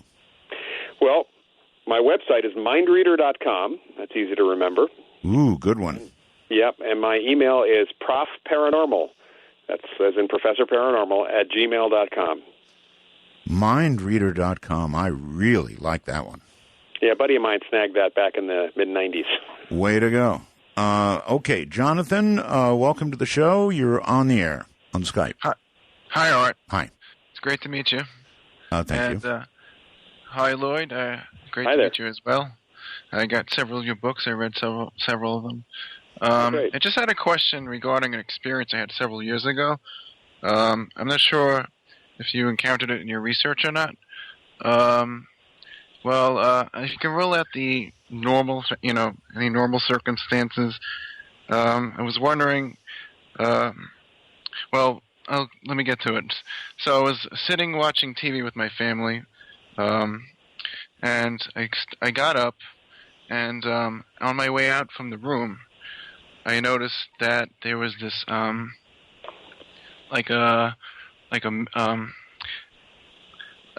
would you describe? It looked like a wavery effect in the environment, and around it was like this white mist, but it was very thin, and it started to move towards the center of the room. So at first I thought it was my eyes, but I noticed at the same time my mom, she screamed like, "Oh my God!" And even I said like, "Oh my gosh!" Like what was this? And I was wondering if, like in your book, if it was related to like recurrent spontaneous psychokinesis or if it was some type of apparition materializing. But like in the house, we don't have any paranormal, any paranormal activity. Well, what you described sounded like an apparition to me. Yeah, I mean, it very well could have been. People tend to think that that they're stuck in houses, and they're not. We have kind of stories and cases even of apparitions kind of like wandering throughout a neighborhood until somebody could see them. And it may just be that this person, whoever was walking around or moving around through your house at that moment, did not have a good signal. Was not putting out a good enough signal for you to see who they were. The kind of effect in the air, almost like a heat effect off the road, is that kind of what you're talking about? Right. Yeah, I'm sorry, he's not here, but yes. He's not here, but yeah, I'm assuming that's what he's talking about. That's something that people have reported with apparitions, and sometimes if they do stick around, then people do eventually learn to see them and actually can see them kind of fully. I don't know if that's a talent I want to acquire at all. Well, I think the worst thing about ghosts that could be in your house is that it's the invasion of privacy, and you never know if somebody's watching you or not. Well, there is that. But yeah, I've never been worried about being injured, hurt, or otherwise affected by any of the cases or ghosts that I've dealt with. But there's always that wondering, who's watching me now? That's right. All right, let's go to the next call. Hi. Hi, Art. Thank you for taking my call. This is the person who was calling about simulation yesterday. I just have a couple of quick questions and one quick comment. My quick comment, first of all, is for the people speculating about the end of the world. I think it's just sufficient to say that we're probably living through it right now with global warming.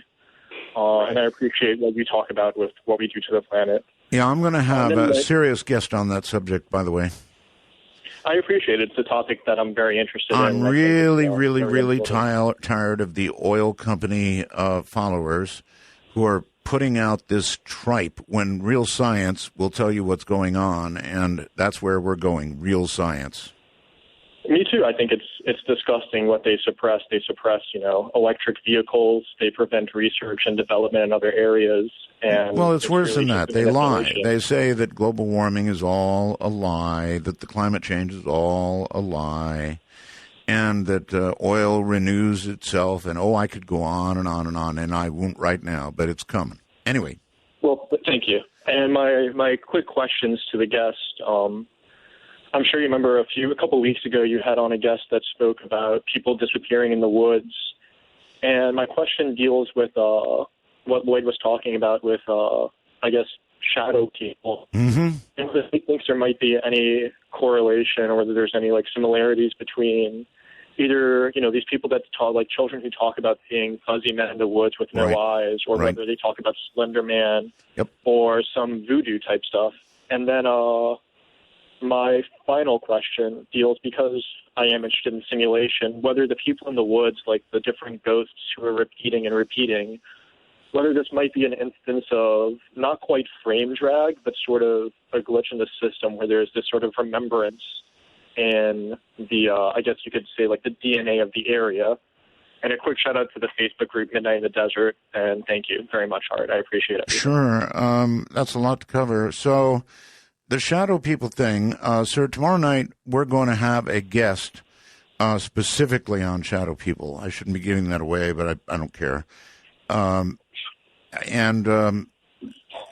If you want to expand on that, Loyd, you're welcome to, or you can move on to, like Bigfoot and that kind of thing that are seen. He asked about that. Yeah. Slender Man and voodoo, yes. Yeah. Well, what about voodoo? I mean, voodoo is a religion. It's that does use magic, or at least there's variations of it, and it's based in West African beliefs, and there's nothing inherent in voodoo that's any different than any other religion, really, other than they do use psychic ability from time to time, and that's certainly nothing inherently bad about voodoo that's there. Okay. What about these creatures that are seen? The Bigfoot, the you name it. There's all kinds of monsters, but Bigfoot is one of the very common ones seen in the woods again and again and again. I don't really get into cryptids too much, although I do have a background in anthropology from undergrad, and was always interested in Bigfoot and some of the other things. And my professors, the physical anthro professors that I was talked to at Northwestern about it, because back in my college days I was into a lot of different things, seem to have no problem with there being a giant ape running around. Yeah. Well, there's a paranormal aspect to it, or there could be. Yeah. There could very, very well be, and it's like, I went to school at Northwestern when J. Allen Hynek was there, and he was the chairman of our astronomy department, and I interacted with Hynek quite a bit. Yeah. And he had always told me, because he was very knowledgeable about parapsychology, and I actually know Jacques Vallée, and there's this issue of whether some of these things, whether they're, some UFOs certainly seem to be nuts and bolts hardware, but then there's some stuff that may be, as Hynek put it, psychic projections, kind of what even Jung talked about. There you go. And it may be that we may have real giant apes running around, but then we also may have psychic projections because we believe in giant apes running around, and there may be something else going on too. It's kind of it is a mystery, and mysteries are always good. It's just unfortunate that mainstream science doesn't want to look at these mysteries. All right, I am going to answer this call, even though the person calling himself Quake Guy is sitting in a chair with a weird expression on his face and a glass of booze in his hand. It doesn't encourage me to answer the call, but I'm gonna. Quake Guy, hello. You got me down to a T, buddy. How am I sounding? So far, okay. All right, much obliged. Thanks for having me on. Sure. I got a question for your guest, Loyd. Loyd, hello. Yeah, hi. my question relates to sort of when that segment of the show when we were talking about the zone and how to use psychokinesis. I'm a bit of a history student myself, specifically in Asian history, and a previous caller had mentioned Buddhism. Mm-hmm. I wanted to touch on Shaolin and the amazing physical abilities that these Shaolin Buddhist monks have been able to achieve in their temples and the like, in terms of being able to change their body temperatures, meditate for days on end without food and such. I would figure these guys would be the masters of being able to do this sort of psychokinesis, to have this nirvana, this zone, this in the head. And yet, through all the studies that I've done amateurly and as a history student, and among other fellow historians, there's just no correlation between their prowess of the mind and dominating the body and then being able to do psychokinesis. So what do you have to say about that? Well, in China, I've been working with a Chinese researcher, and they often talk about using qi actually outside the body. And this is not necessarily the Shaolin, but it's other people who, and I've met other martial artists who supposedly could throw qi energy and affect things at a distance. And in fact, in my very first job in parapsychology was working at the American Society for Psychical Research, and we had a martial artist come in from Ohio who was trained by a Shaolin, a monk actually, years before, and he was able to to break a photoelectric beam from the other side of the room by just simply making a motion and he said throwing qi, and also do some other physical things as well outside his body. And this was on top of all the physical things he could do. He ended up actually being one of the people who taught the men who stare at ghosts, as it turned out. And he also taught some Delta Force guys and some other the Army Rangers and other folks to do some pretty amazing things, which I've seen on video. I have to say that many martial artists have really interesting things going on. My dad was a producer for NBC Sports, and when I was much younger, I got to see a film of someone breaking a brick, some brick surface, actually was multi-layers, with their hand, which is, something that martial artists can do, but it was shot at 1,000 frames per second. And I've seen it talked about in other places as well. And the film did exist at NBC, at least during the 70s, early 70s. And you see the stone breaking before the hand actually hits it. Oh, that's fascinating, actually. Thank you very much for that answer. Thank you for having me on, Art. All right. And, much obliged. Excellent talk tonight. Thanks, guys. Right, thank you. He was the second caller referring to the East. The other caller from Bangkok. Why is it, Loyd, that people actually, you know what, we're going to go ahead and take a break. And when we come back, if you wouldn't mind, I want to talk about that. Why people in other parts of the world, I've spent a great deal of time myself in the Far East, and they have extremely different attitudes about the kinds of things that we're talking about tonight.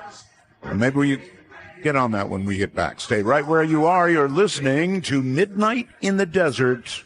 My guest is Loyd Auerbach, and here's kind of a chilling wormhole message. It's from Raymond, and he says, I was told by a priest that if you code and your brain shows no activity when you return and you remember being surrounded by darkness and silence, then you have reached the true hell.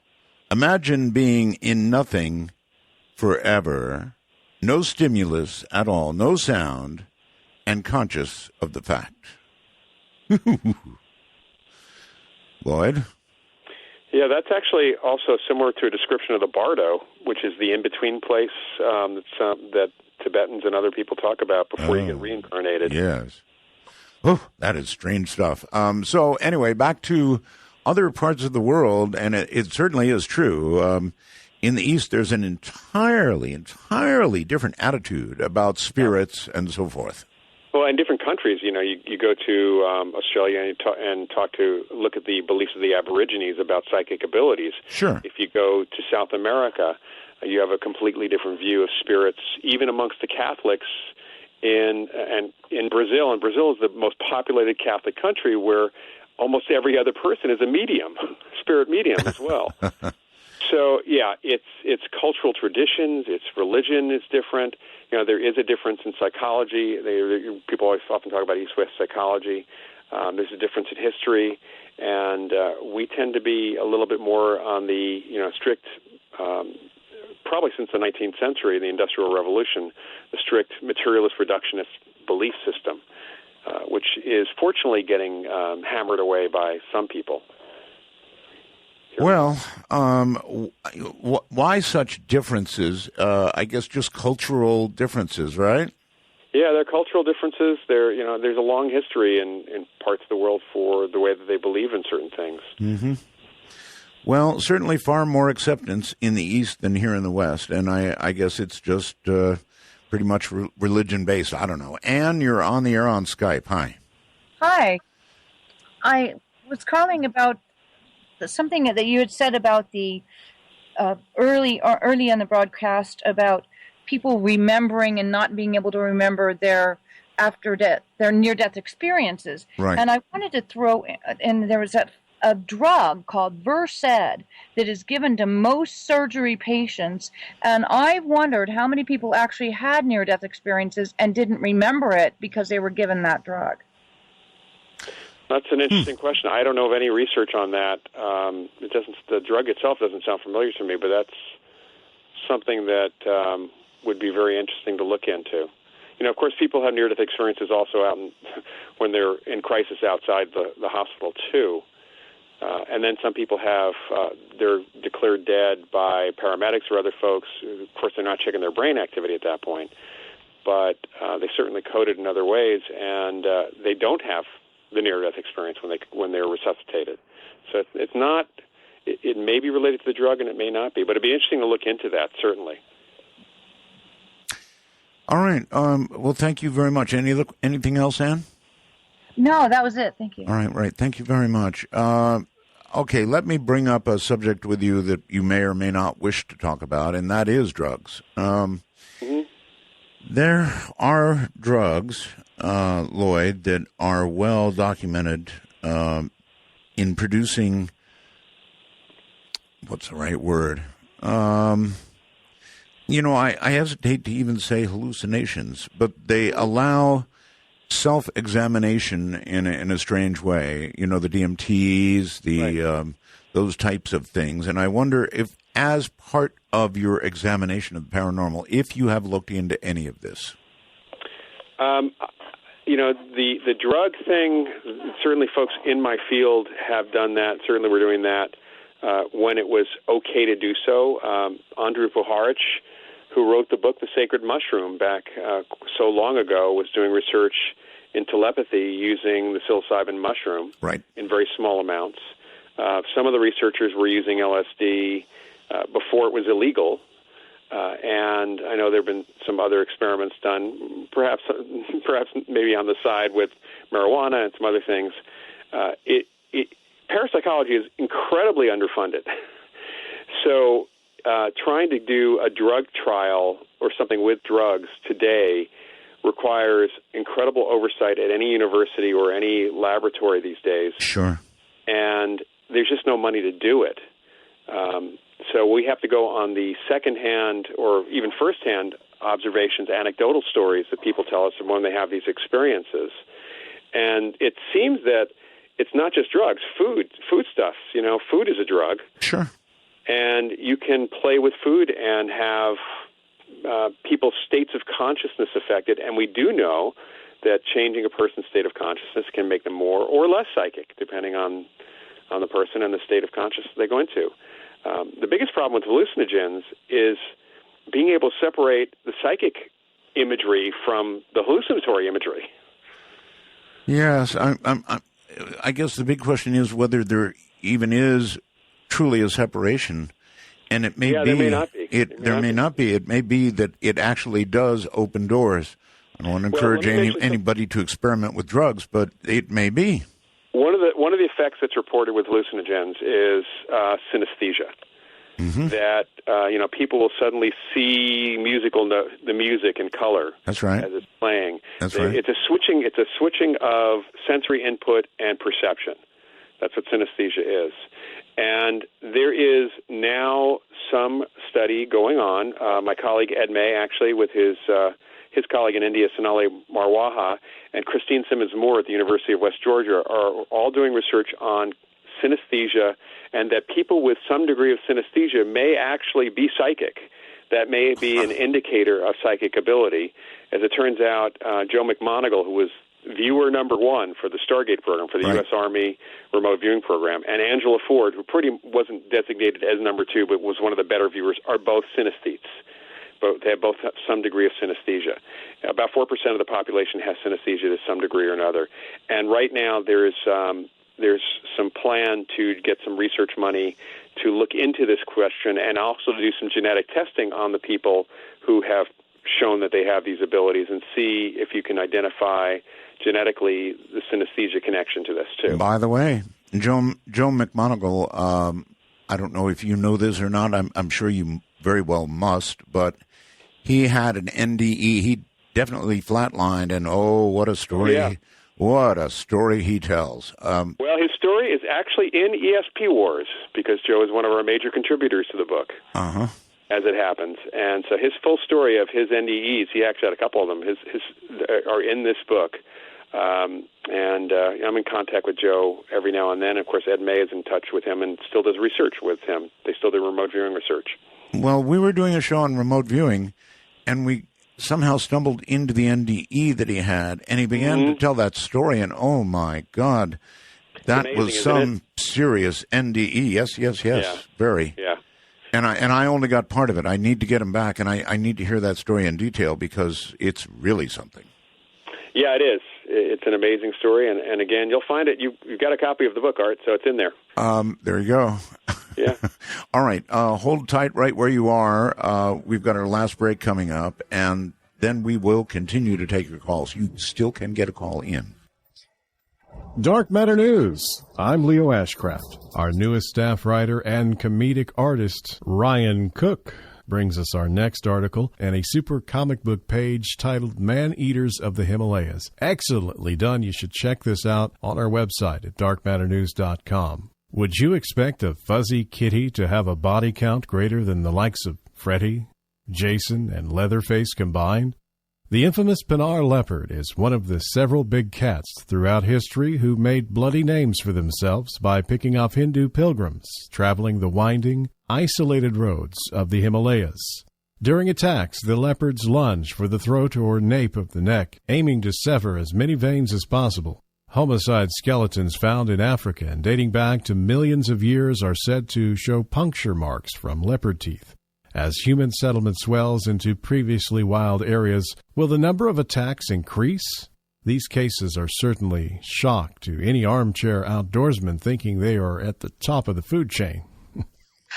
Did you know that back in 2012 there were rumors going around that the Large Hadron Collider machine at CERN managed to open a portal? This is obviously according to a rumor, but it has been said that the LHC machine managed to open up a doorway to another dimension where giants, known as Nephilim, were witnessed, leading to the machine to be shut down immediately, apparently to be revised and reset for late September 2015. There are many doomsday theories going around these days, stating that the end of the world is coming late September. Of course, we're skeptical like the rest of you, and we've lived to survive another day, though many D-Day theories have come and gone. But one thing is for sure and is happening towards the end of September 2015. The LHC machine at CERN is being fired up again, and reality is that the scientists at CERN are indeed looking to discover a parallel universe. The scientists at CERN have admitted the risks of hunting for extra dimensions and have confirmed that part of the universe we live in could possibly lead into a parallel universe if discovered. Got news tips or other information you'd like to share? Hit the tip line at darkmatternews.com. A story has been making the rounds on the web as of late discussing what is being called the alternative. It refers to a less-than-lethal attachment for law enforcement and government officials that can be placed on the muzzle of a semi-automatic pistol. without interfering with the pistol's sights or underbarrel rail, and acts to reduce the velocity of a standard round to make it less lethal. Developed by Alternative Ballistics in California, they claim it comes in a belt-clippable pouch designed to offer one-handed access of the attachment as well as one-handed securing to the pistol itself, all without taking your eyes off of a suspect. The attachment catches a live bullet fired from a gun, and like an airbag for a bullet, it slows the round down to 1/5 of the speed while retaining the blunt impact force to knock a suspect down, effectively lessening the lethal potential of the fired bullet.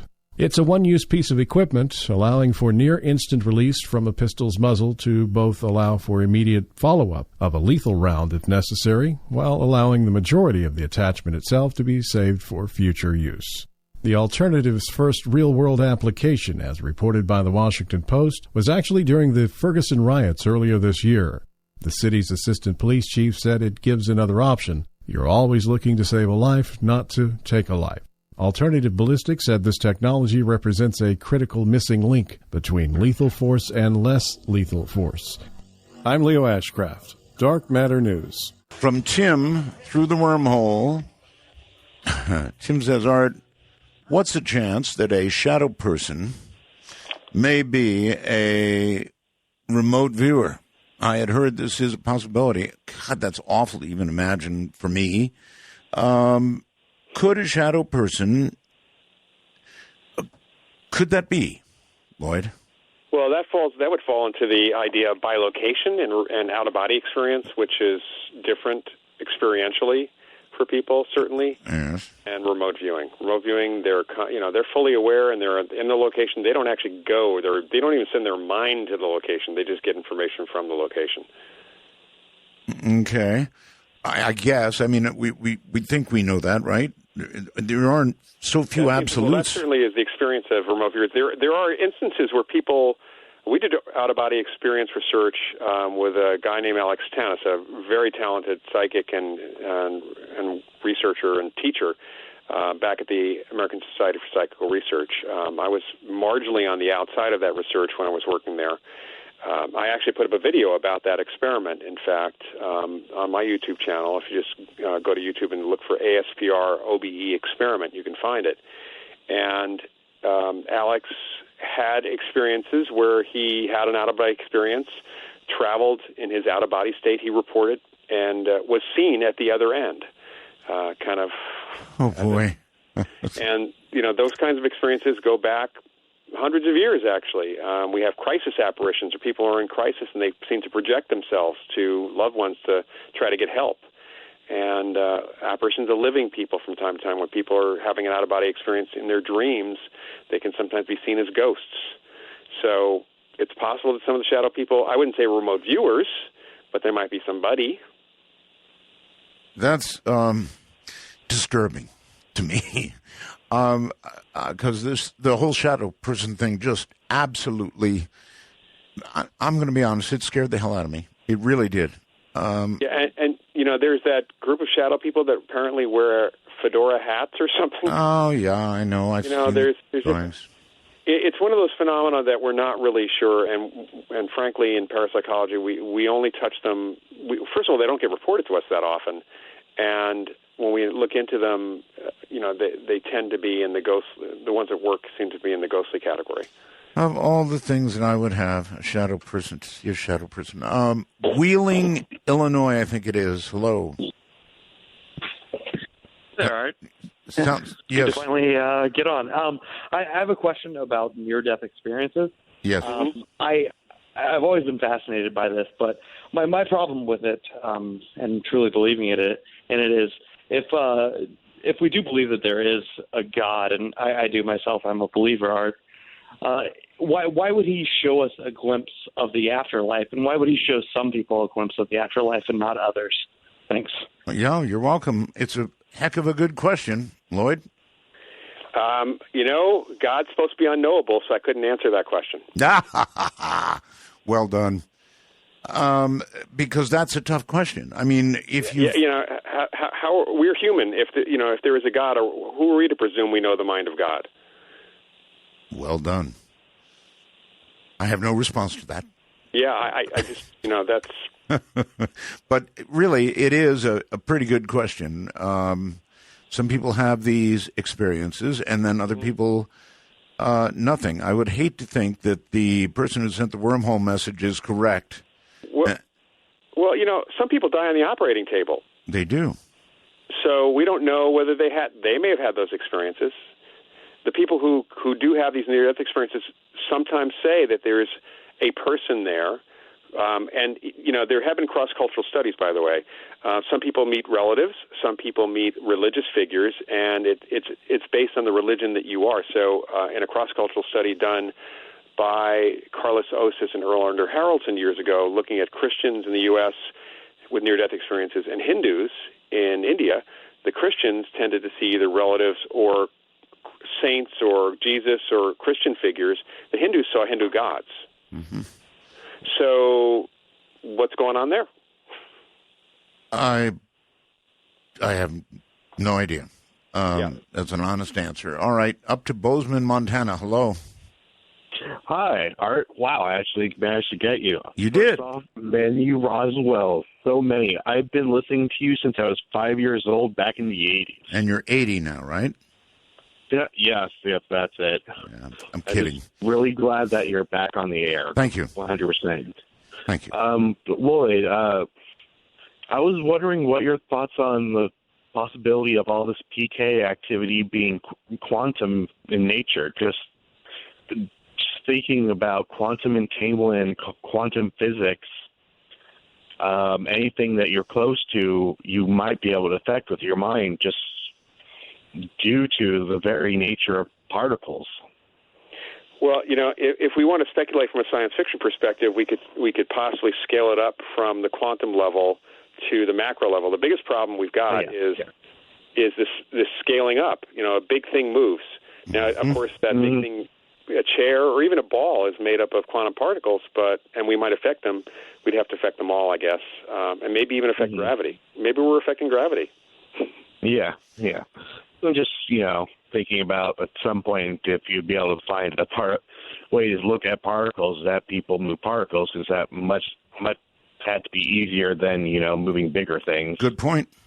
Yeah, actually. It's a really good point. And we're just, I think we're still scratching the surface in physics of a lot of what's going on in the quantum world and how it scales up, or does it even scale up? There is, I get something called Science News, Lloyd, and there is something very interesting going on with quantum entanglement. They're determining that there is a way, perhaps, to use the entanglement aspect to communicate, to actually transmit information. They're right on the edge of this. I knew this was coming. I knew it had to come. I knew it too. And of course, science fiction writers always talked about the Ansible, which is basically on that principle. So it's got to be coming. It's spooky action at a distance.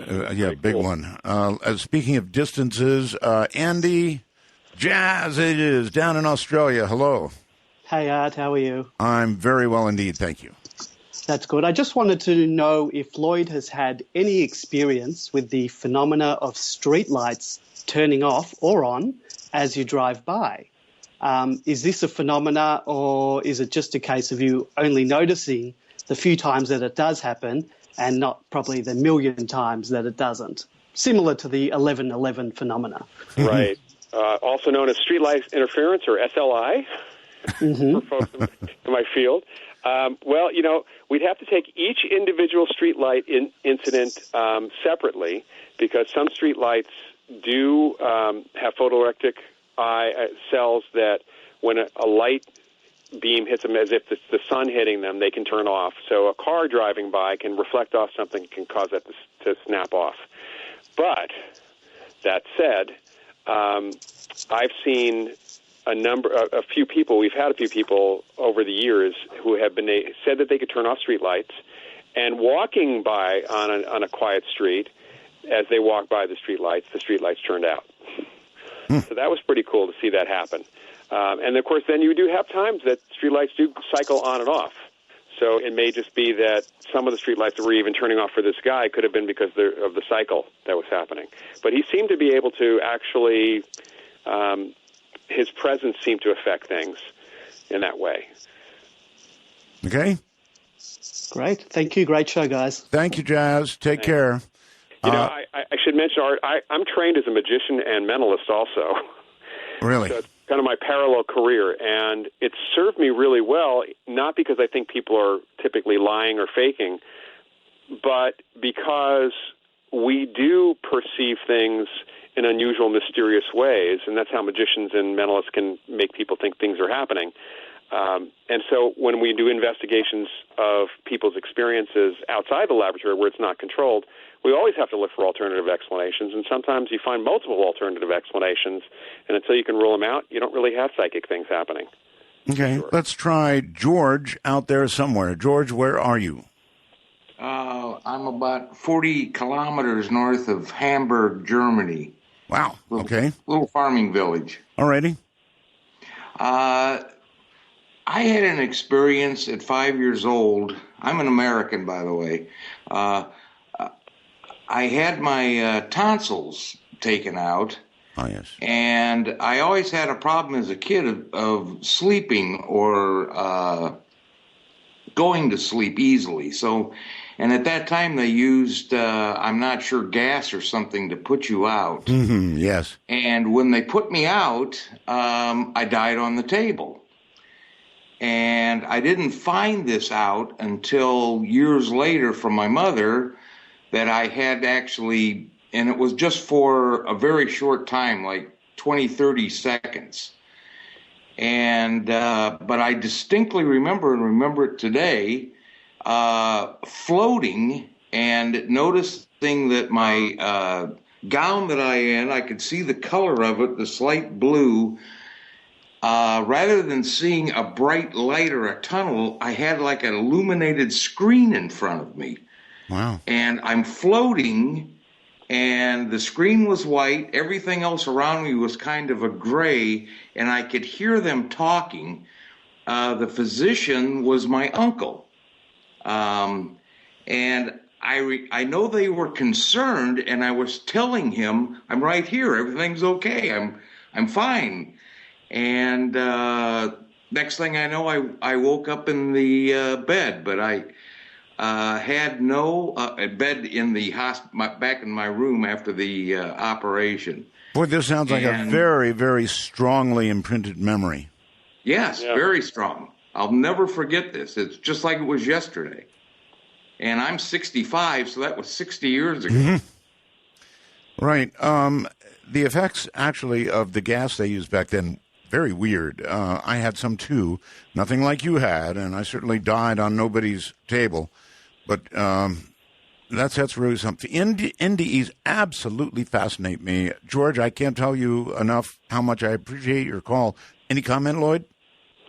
Well, you know, people, there are different images than the traditional tunnel and light. When I was over in Japan a number of years ago, I talked to a number of people. I was doing a show on near-death experiences and talked to a number of people who didn't see, they had near-death experiences. They had all the classic effects post the experience and biologically had the effects, but they were crossing a bridge. They crossed a bridge. There was no tunnel. There was a bridge. And then there was a rose garden, a flower garden on a sunny day, and that's where they met their ancestor who told them it wasn't their time and sent them back. And we see this in different parts, and you're talking about East-West psychology here. It seems like in China and Japan, I've talked to people from the Chinese community here in the Bay Area, and they too who have had near-death experiences did not experience the tunnel effect, which kind of contradicts some of the explanations that neurobiologists have come up with for what a near-death experience is. And it's always interesting that he remembers it so vividly is an earmark of a true NDE. That kind of imprinting and effect is absolutely an earmark of it. There you go, George. Yeah, that's kind of frightening. Yeah, right. It was like a movie screen lit up white, and I could see this screen, but I couldn't see them. And I had no one come and tell me that it wasn't my time to go. I don't think I realized that I was dead. Maybe you weren't gone long enough for that. I really appreciate the call, George, all the way from Germany. Thank you. We're developing this very international audience. Let's go to Denver. You're on the air with Loyd. Hey, Art. This is Matt, your undefeated atheist from Friday night, part of the 5-0, Matt. 5-0, part of the DM Talk hashtag over at Twitter. But I got a real quick question. I know you're almost out of time. I know you up. I saw you up there celebrating again and again, Matt. Oh, I had to. That's what you got to do. You got to celebrate your victories. Okay. Anyway. All right. So real quick, I had a question. It was about his experiences where he said that he witnessed in a controlled environment, the spoon bending and the pencil rolling. Mm-hmm. My question is, and I know you have a problem with funding, that if you've proven this in, like a vacuum kind of a scientific kind of element, why not take this to the $1 Million Skeptic or $1 Million Paranormal Challenge? Make the $1 million, prove it, legitimize it, and make grant money, off of it. And I would encourage you to go to Randy's site, to randy.org, and actually read the application process and the rules, and you'll see why no one actually takes that research there. I've seen people go on his things, but he only seems to get, kind of the kooky people. The people who are legitimate people claim they want to go on it. Yeah, people who really look at the rules and look at the challenge, it's not about whether they can do it or not. It's about who owns the rights to what. It gives up patent rights or your... There's so many things. First of all, there's a lot of hurdles because, and frankly, it's not going to be set up fairly. The test itself may be fair, the controls, but people who have gone through or gotten up to that, there have been enough changes and tweaks to the challenge over the years. It's really about the rules. And if you really read the rules, and then also you might read an analysis of it on the Daily Grail, Greg Taylor's blog. He did a really great study of the $1 Million Challenge a few years ago. And it's not something that an athlete's manager, a professional athlete, would not be allowed by his manager to take the challenge if it was a challenge for athletic performance. Okay, I can see on that. I just love that Randy, when he was on Carson and Uri Geller and Peter Popoff were on there, and he didn't expect them to be on there, and he kind of showed him how the spoon bending worked. And you even said, you can fake any of this stuff. Are you kidding? And the spoon bending, I have to say, the spoon bending has not been done under controlled conditions. But there have been analyses of the spoons after they've been bent, and there's some interesting things that are going on there. The fact is that you can fake any of this stuff. All right, Matt, I'm going to have to go. Yeah. Show is ending. Hey, thanks, Art. You bet. Take care, buddy. And boy, Loyd, what a show. Thank you so very much. Your book is ESP Wars, and it is out now, right? I've got a couple of online courses coming up if people want to check those out, too. So online courses as well. Okay. Yep. And those if they go to the Rhine Center site, which is rhine.org, they can click on Education, the Education Center, and find out about the courses. Well, it has been an astoundingly good show. Thank you, my friend. Thank you. Have a good night. Bye-bye. That's Loyd Auerbach. Very, very good guest. We probably touched on just about everything, I think, and a little beyond. So tomorrow night, I kind of gave it away. Unless I'm wrong, I believe it is Shadow People, and it's going to be a very unsettling show for me in view of what's happened recently. But unsettling, that's what we do. Good night, all.